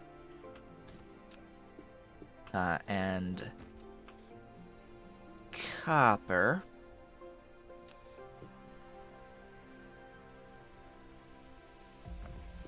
And I will need another one to demand. I guess in this case, I'll demand iron and make my electronics local. How many electronics each? So if I have 3 of you, I'm making 1 per second, so I need 2 electronics. Pretty sure that's legit just 1 building. Because electronics are 1 a second. Okay, this clear, clear, clear. Iron ingots. Demand.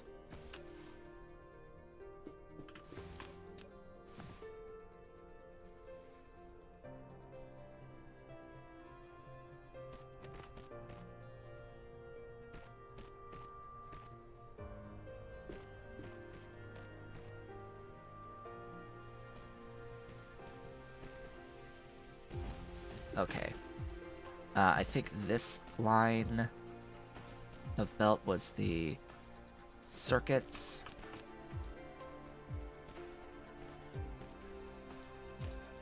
This needs the copper and the silicon.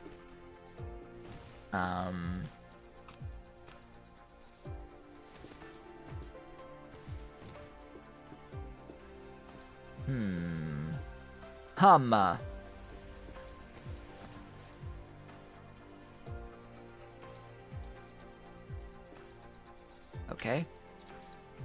That looks like enough space for a splitter.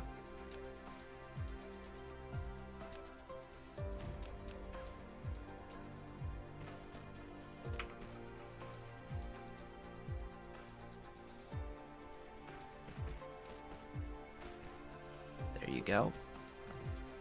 And then over here, silicon.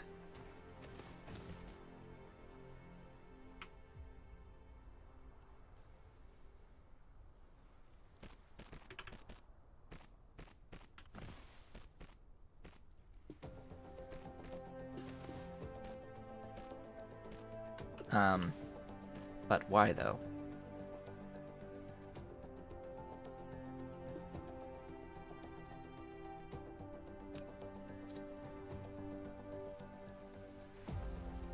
Yeah, I knew you were supposed to work, so there you go. Alright. Ta-da! For whatever reason, you didn't actually get your filter.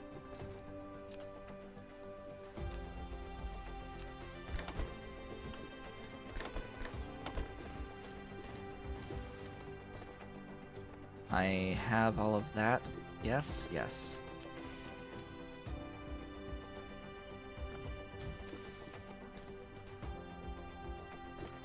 Power! Power is good, I like power.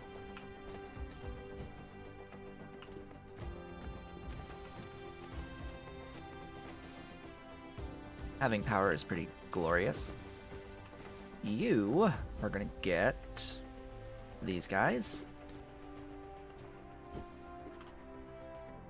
Speaking of power, power is fine. I now need more silicon. Ideally, and titanium. So let me head over to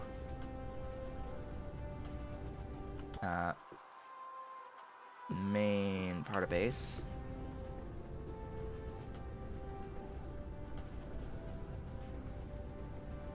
we're going to get more fuel for our buddy here. Speaking of fuel for our buddy, it is well past time I made hydrogen fuel rods, or fuel cells. So I'm going to take the opportunity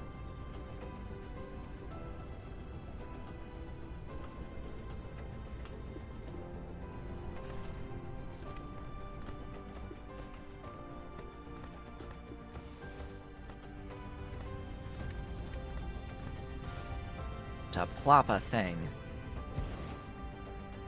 to make hydrogen fuel rods.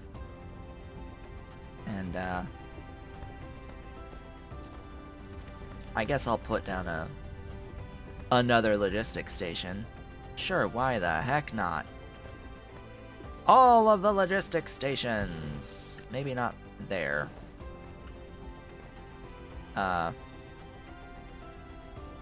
No, I don't actually want that. Actually, I don't want it to copy at all. There.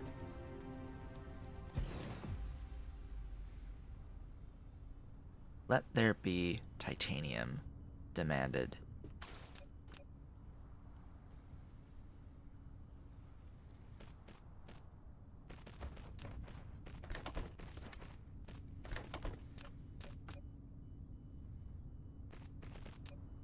And let there be fuel rods provided. I don't really need this to have any power, just as long as it says its stuff and is doing the thing. Have some titanium, thank you kindly, and get fuel rods. 2 fuel rods each cycle, 5 hydrogen and half a titanium per fuel rod, which also needs to be output onto belt. That sounds like a great idea. These have a fuel value energy of 54 megajoules, which is just a bit more than 6.75. Okay, it's a little bit more than 6.75, and has plus 200% to fuel chamber generation, which is more than 50%. A lot more than 50%. So it charges, with that being plus 200%, 3 times the rate of normal. So whatever the base rate charging rate is for your fuel chamber, it multiplies it by 3 for your plus 200%. So we have a core power gen here with the plus 50% of 80 or of 1.5 megawatts fuel power generation. That will go up significantly once we throw these in, and once I chew through the doohickey. Once I go through this one, that should change from 1.5 to 3. See that?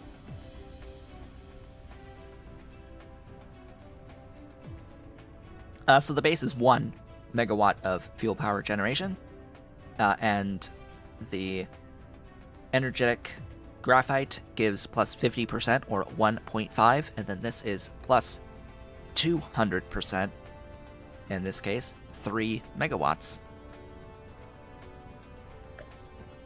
which is a 3x increase from 1. 1 times 3 is 3. There we go. Glorious. Math. You like math? I like math. Math is pretty decent at times. Sometimes math is okay. Alright, I need things! Glorious things. I need to make another trip to pick up additional silicon. So we're going to store a bunch of stuff. We'll keep excess doohickeys there. I'm actually going to delete some of this stuff from my inventory. I don't want it. I don't want it. I don't need it. Delete it. Get it away from me. I don't want it. And we'll go back. We're going to be doing a few transits here to the volcanic. That's dusty rock. That's not Volcano Zone. I want to go to Volcano Zone. Volcano Zone is up, up, and away!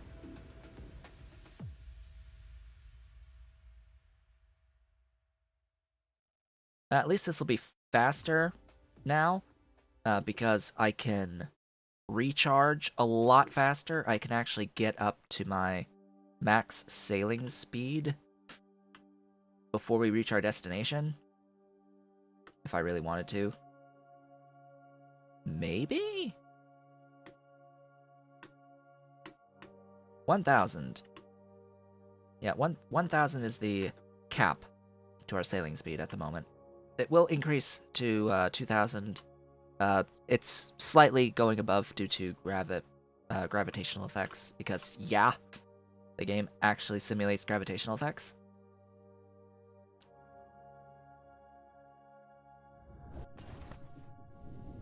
So, this game being in space reminds me, yesterday I talked briefly, legit yesterday, as in the C-Block stream yesterday, I talked a little bit how I saw news that Kerbal Space Program was having one final major update for its 10-year anniversary, which I was like, huh, 10 years, wow.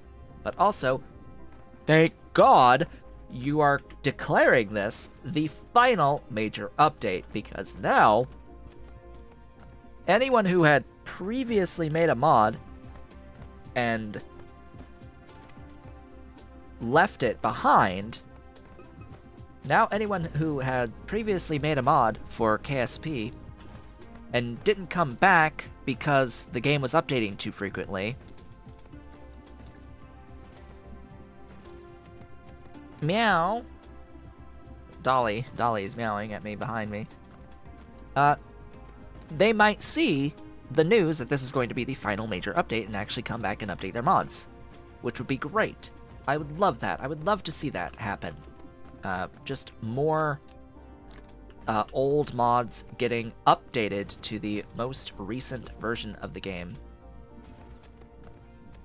And I didn't actually talk about yesterday the actual changes being made in this most recent update.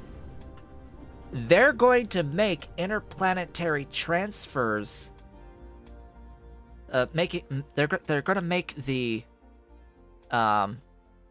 plans, the maneuver nodes, easier to make. They're going to have an automated way of just being able to get the best transfer order placed. It's not going to do it for you, but it will give you the maneuver nodes automatically. Oh, there's an Ollie. How's my Ollie? Ollie on the desk. Hello. Welcome. So that's lovely. I don't know if it's going to be efficient. If I will still... Well, I mean, either way, I tend to use MechCheb. So if that's going to be compatible, great. But in particular, depending on the positions of the planetary bodies, it will be more or less efficient to do the transfer orbits at any given period of time. And there are tools, mods that exist that allow you to plan out when to do efficient transfer orbits to other planets. So my hope is that this new update with this new orbit maneuver transfer mechanism, interplanetary maneuver planner will hopefully take into account when to do the transfer at an efficient delta V. Because the last thing I want is to use that tool to set up a transfer to another planetary body and have it tell me that it takes 20,000 delta V to do that maneuver. Yeah, MechJeb calculates the optimal transfer window as part of its systems, multiple systems that it has. There's a lot more to MechJeb than just flying for you at takeoff, which, granted, is pretty nice and realistic. Cough, cough.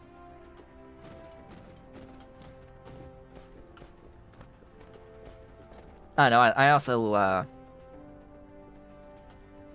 also am somewhat interested in the KOS, Kerbal Operating System.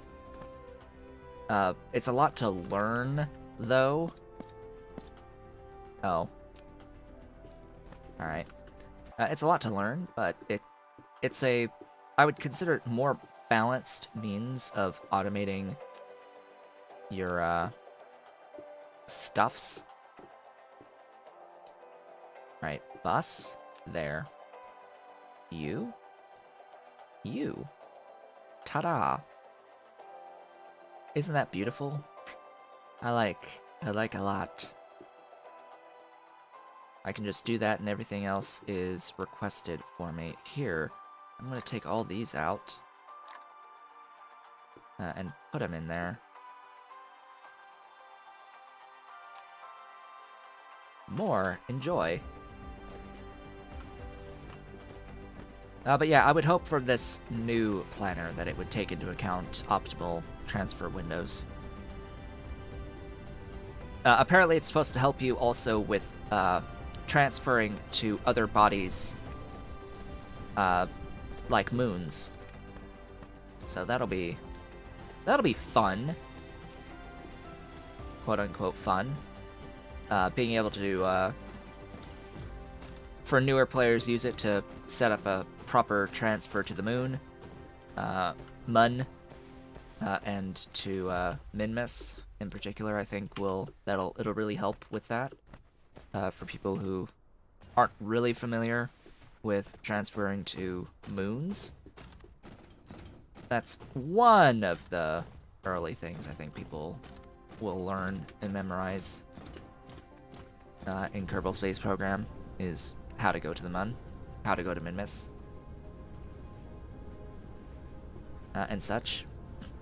But for the more advanced players, it will really help with things like Julian transfers to all of the moons around Jewel.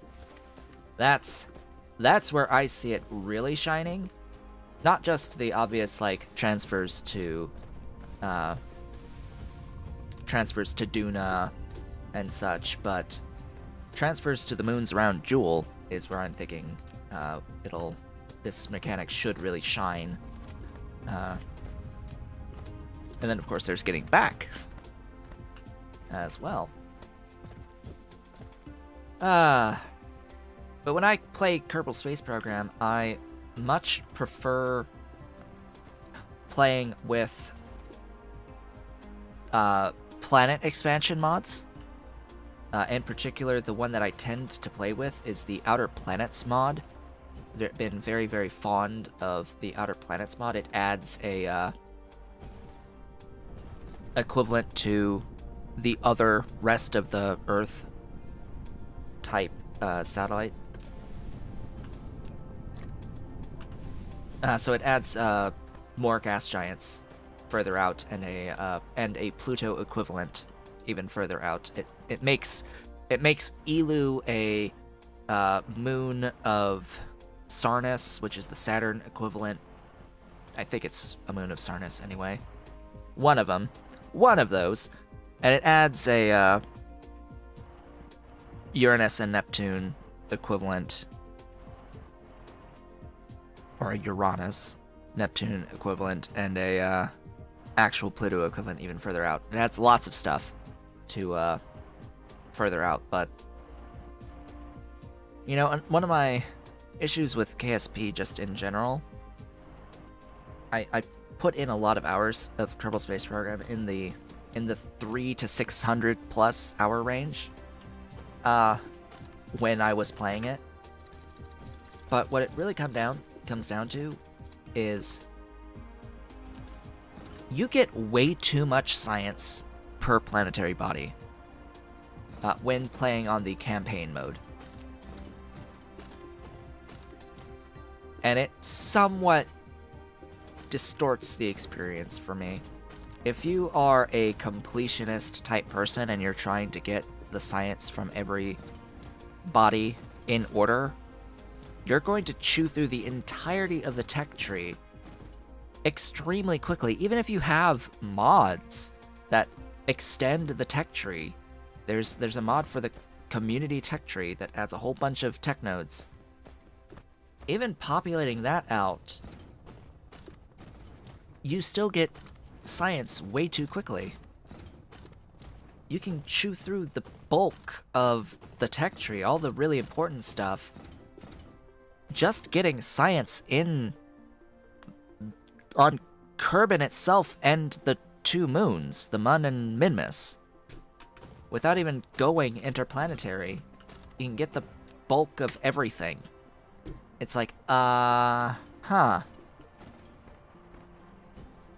mean, yeah, it's only really a problem if you are cheating and you know where the biomes are around each of the bodies to collect all of the sciences efficiently, but I still think that the rate is a little off balance-wise. I hope that KSP2 does a better job of that, of providing a better experience in that way. Ah, glorious 4.75 gigajoules of fuel in my fuel chamber. Well, with all that said and done, you. No, not you. You. Not you. Who? Hey, we got the thing. Good.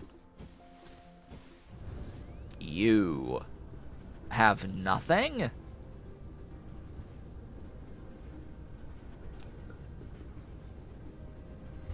Okay, you've got silicon.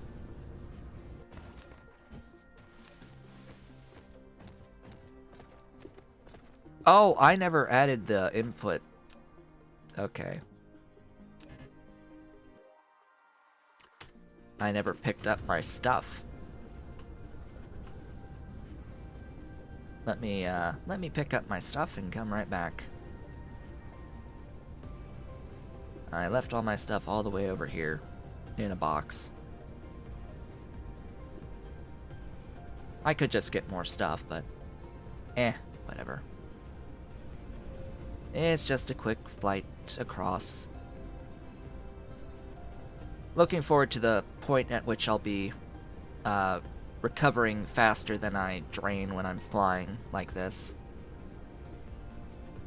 That's going to be a major milestone. Where are you? Here. You. Thanks. Back we go.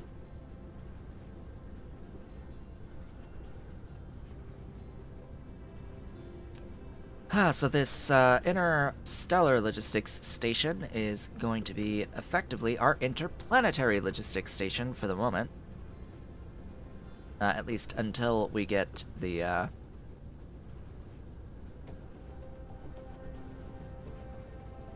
ability to go actually interstellar. Where am I going? Here. Hello.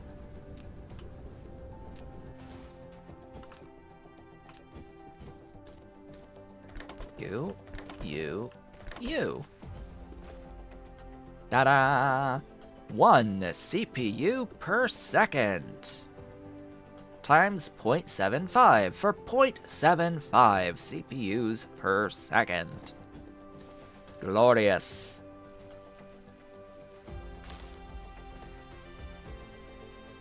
I'll need to make Mark II assembling machines at some point, so I can actually have a 1x speed. Or is it 1.5? I don't think there is a 1x. Hold up. T?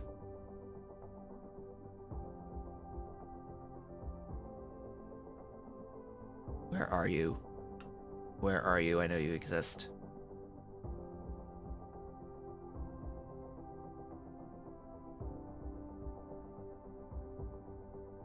Here. You. 1x. Okay. Phew. Not crazy. Oil at scale.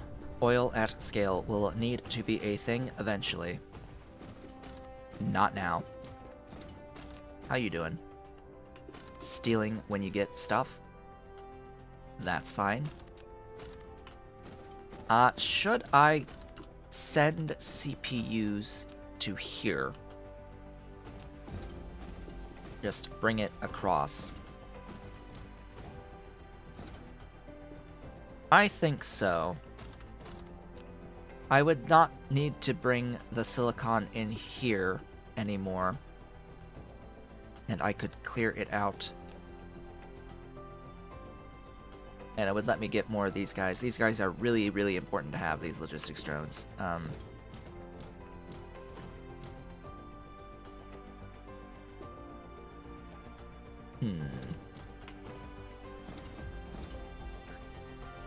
But the speed of the CPUs will make it so that it's not that viable.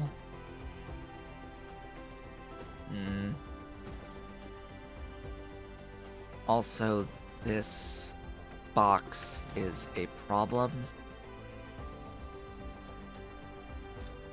And the length of this belt.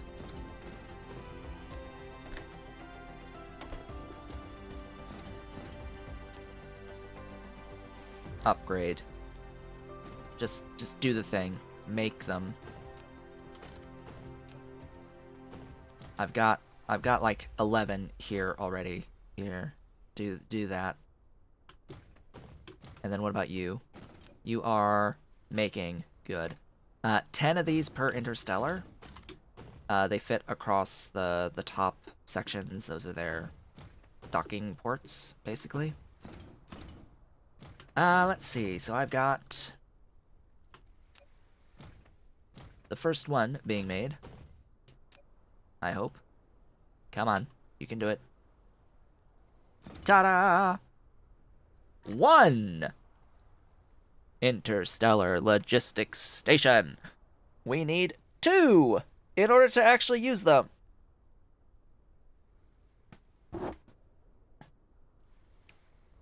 And of course, as you might expect, the very first thing that we are going to do with these interstellar logistics stations is we're going to plop one down here, and we're going to request titanium and silicon. And then we're going to go to the place where we're making them, plop down another one, and tell it to supply titanium and silicon. Ta-da. That's the plan. And it will replace the interplanetary, or the planetary logistics over here. So this guy that's supplying these, yeah, its days are done. It will go. Its literal minutes are done. The, like, hour or so that it was placed. And it's going to be replaced with this guy right here. Hello, beautiful. Now that is a logistics station. It will get these guys. Can I, like, pull half of them? Fine, do that. It will get these 3. It needs power. Ta-da, have power. And, of course, there can be 5 things here. Remote demand, and local supply. That's what we need. on this for these two. Oh my goodness. Orbital collector. Is that new? I don't remember this. I don't remember this checkmark. This is a new checkmark in my mind. Wind-ticked logistics vessels will collect cargo from orbital collectors. Of course, the implicit thing here is that it will only do so when you have an item listed that is being provided by an orbital collector, be it hydrogen, deuterium, or fire ice. That's cool that you can turn it off so you can have other interstellar logistics stations in a system requesting hydrogen and not sending them out to collect from the thing. Gives you a little bit of control there. But it's okay.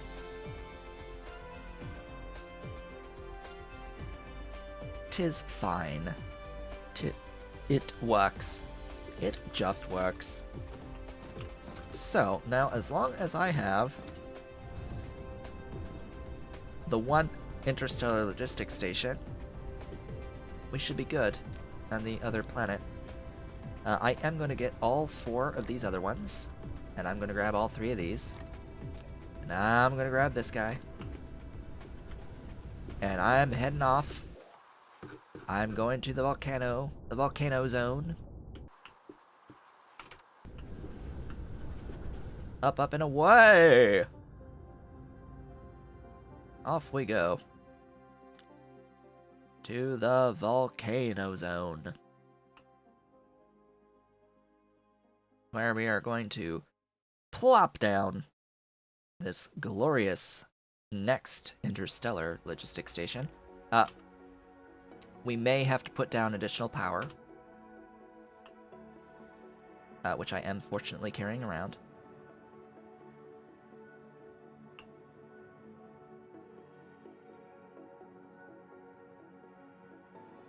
Just because it pulls in a lot of energy to do this. And of course, now that I have access to automated transfers of materials between the planets, things have fundamentally changed yet again.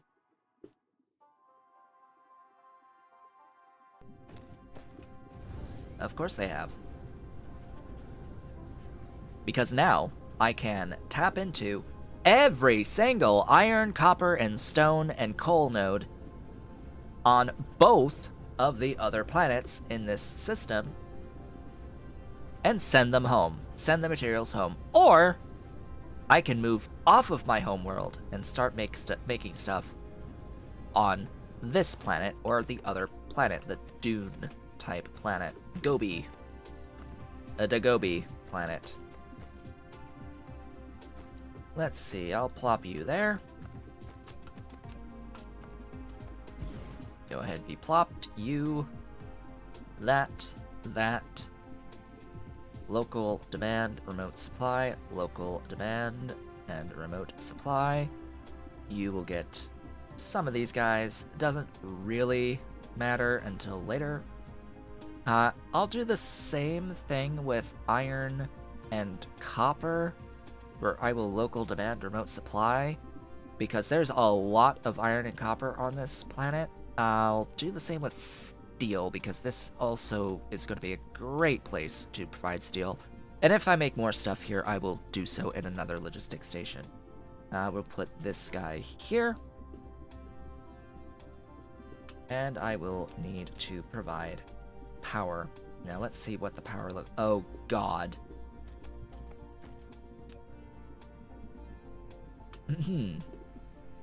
Even at minimum? Even at minimum.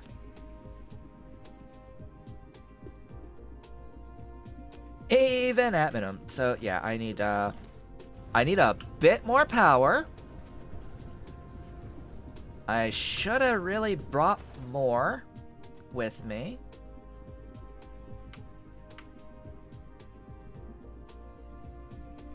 Oh, well. Oh, that is way off. Oh, boy. Are you okay?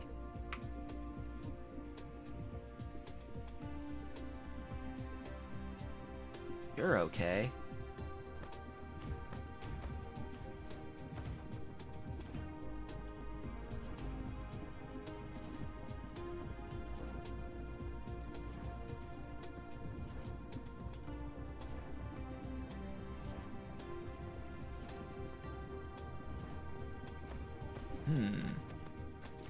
Hama.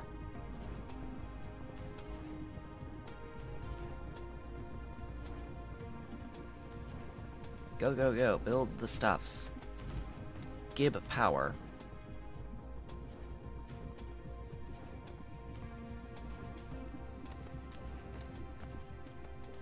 How many more do I have on me? 26. I think we'll be okay.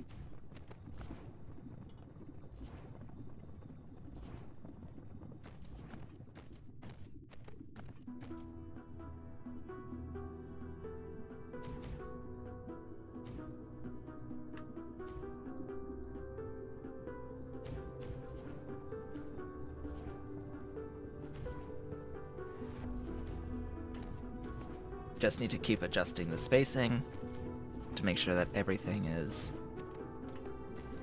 properly aligned with the grid, because of course I'm going to keep it grid aligned. Why would I not do that? That's so dumb to not have it grid aligned.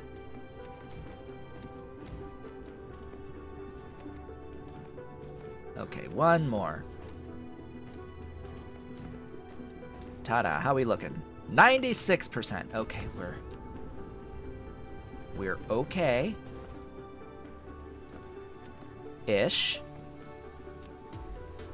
You make 25? Or you want 20? Why do you want 25? Oh, because the max charging power is in fact 30 at bare minimum. You really want 30.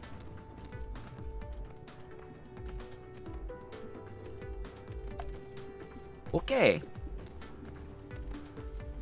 Do I have any generators here? No. I have a whole bunch more wind turbines. Okay. Well, as it turns out, I've thought about this already.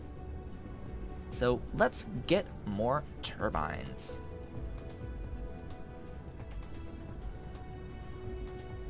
More. More, I say, more.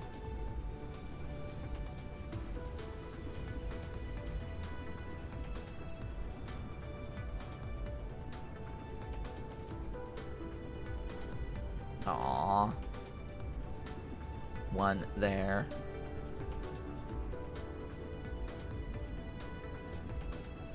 Yes, place all of the beautiful things. Gib all of the beautiful power.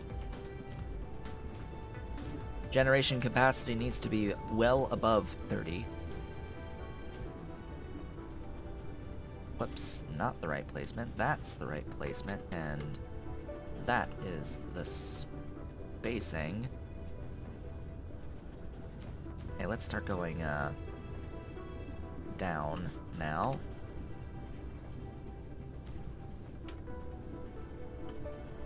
Plop the stuff. How many more do I have? 26.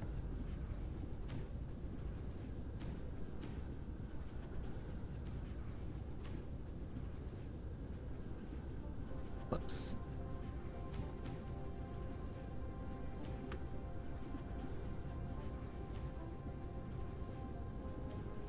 That's the spacing.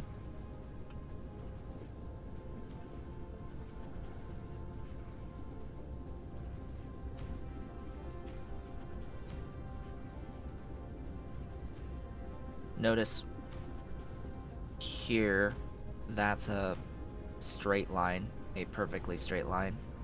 It means I've misaligned a little bit up there, but that's fine. Yes, you can dynamically space them. That is a new thing in the most recent major update to the game. Notice the plus and minus up there on the expand and narrow interval. You can drag out plus minus dynamically the spacing. You can do that with every single object in the game, every single building in the game. Just click, drag, and use plus and minus to adjust the spacing. And with like actual buildings, it'll group buildings in sets of 2 or 3 to accommodate placement of Tesla towers. It's actually really, really neat. And a very welcome improvement.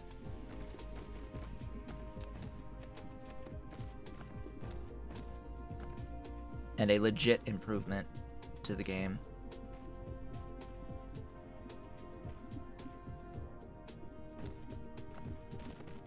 Yes, it is a lot of time saving. It's the only reason why I'm this far along already. I would not be anywhere near this far along if not for the ability to place things this quickly through the mass placement. That's how I've placed all the things. It's also copying sorters. It also copies the sorters when you click drag. You see those sorter ghosts? If I had belt already placed, it would place the sorters too. That's built in to the base game now.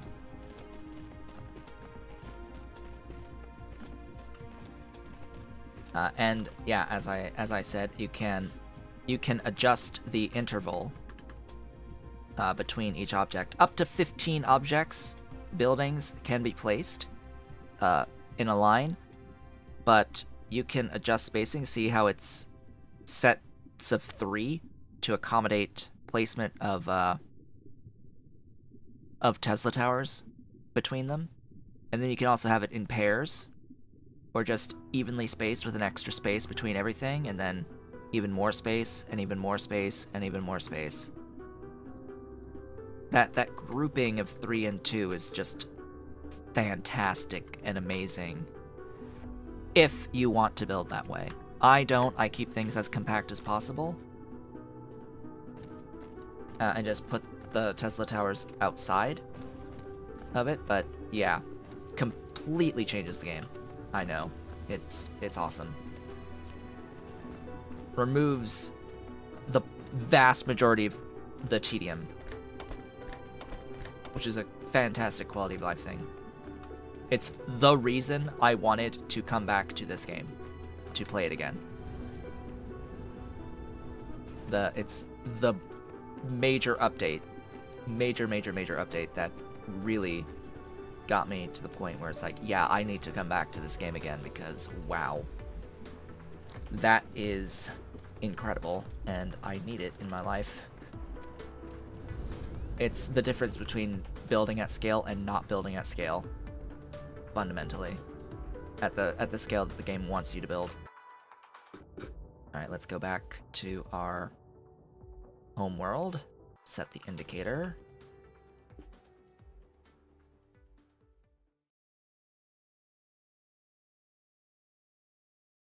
Yep. There are many other changes that have been made as well. Lots of balance things and fixes to things, and they're working on, and it seems like they're almost done with blueprinting. Blueprinting is not quite in the game yet, but they just released a patch this past weekend, like last week or week before, something like that. Very recently, that did some adjustments to belts in particular that prevents some belt cheesing, but also makes it more consistent behavior for the blueprinting feature that they're working on. Alright, welcome back to our home world.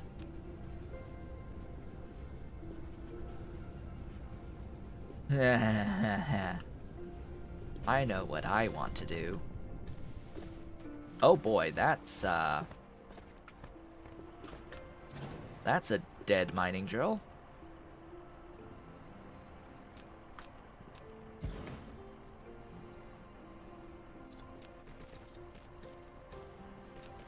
Ahem. That would explain the lack of foundations. Hey buddy, would you mind demanding these for me?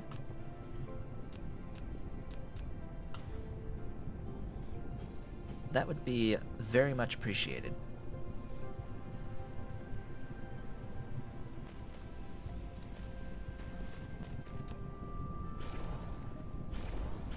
Also, by the way, if you didn't know, the upgrade facilities tool, you hold shift and it'll upgrade, but there's also the up and down arrow.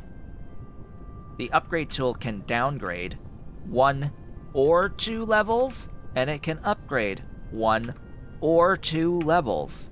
So you can skip from Mark 1 to Mark 3 belt without needing to carry level 2 belt. That's another one of those things that I would very much consider a game changer.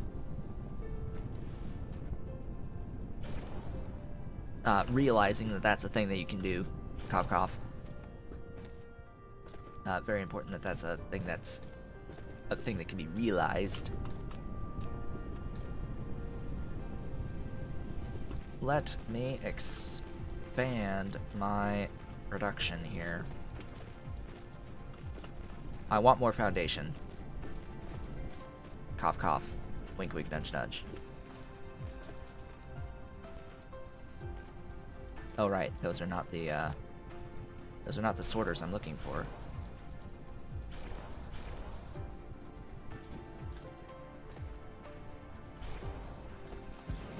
Yeah, let's just add 3 more. We'll add 1 more to it, just to have 6. I don't really mind it, abutting the, stone here.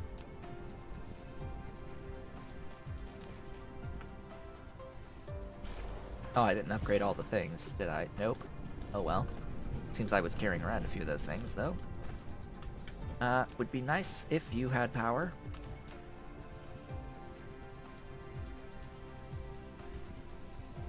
You'll go there. And, you are gonna do that. And, upgrade my doohickeys to the Mark III. Yay! More foundation! More! It's glorious. Glorious and beautiful. I just would prefer it if the steel from here went in over this one. Now that's how I want it to go. The local steel should take preference over the stuff being brought in by the bots. Definitely need more foundation. And that, as I look at the clock, that is 3 hours of streaming for the day today, meaning we have reached the end, fortunately or unfortunately enough. We are at the end of today's stream, as we are about to pick up, what tech is this? Oh yes, the gas giant exploitation. That'll take a little bit of time to be able to actually build. Would I consider a KSP stream? Consider maybe. It's just a lot of work to set up a modded setup, and I would only want to play it modded. and it hasn't released its update yet. I want to have it. I want to do it with the most recent big update and whatever important mods have been updated for it at that time. Sadly, things like Copernicus for the planets mods is not going to be ready immediately. That takes time. But definitely, I want to do that at some point. Maybe after we get through Dyson Sphere, we might consider having a look back at Kerbal Space Program again after its final major update.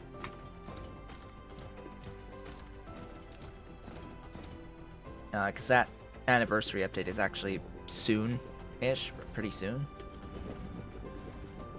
And I'm pretty sure mod authors are going to be right on top of it, considering they have said that this is the last major one to get their mods updated for it.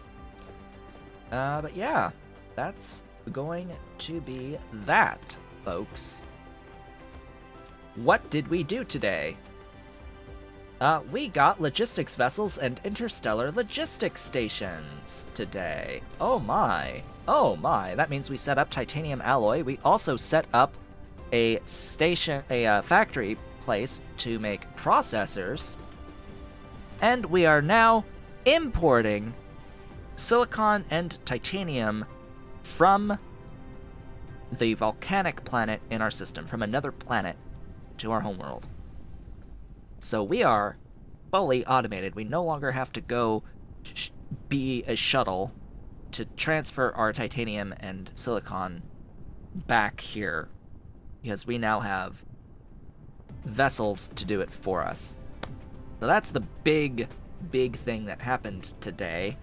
Now, I'm going to take a little bit of time just chewing through some of these important upgrade techs, like extra drones and drone speed. Those are very, very important to have at this point in time. Making those guys go faster and carry more stuff isn't as important, but a lot of that upgrade tech is stuff I want to focus on because we've got a lot of stuff to do going forward. There's a lot more things that have opened up to us for progression. But with that, I would like to thank you all for watching. This has been Otaku Showboat. If you've enjoyed today's stream, please be sure to do all of the social stuff below the video. Leave a like, leave a comment, subscribe if you've not yet subscribed, and hit the notification bell. Consider becoming a member of the channel by hitting the great big blue join button and supporting on Patreon at patreon.com/otakushowboat if you are so inclined and able. I will ideally be back on Monday with my updated computer, with new parts for the computer, and hopefully everything works, where we will play more of this Dyson Sphere program, of course, and we'll be back on Tuesday with more of the Factorio C-Block playthrough. I hope to see you all then.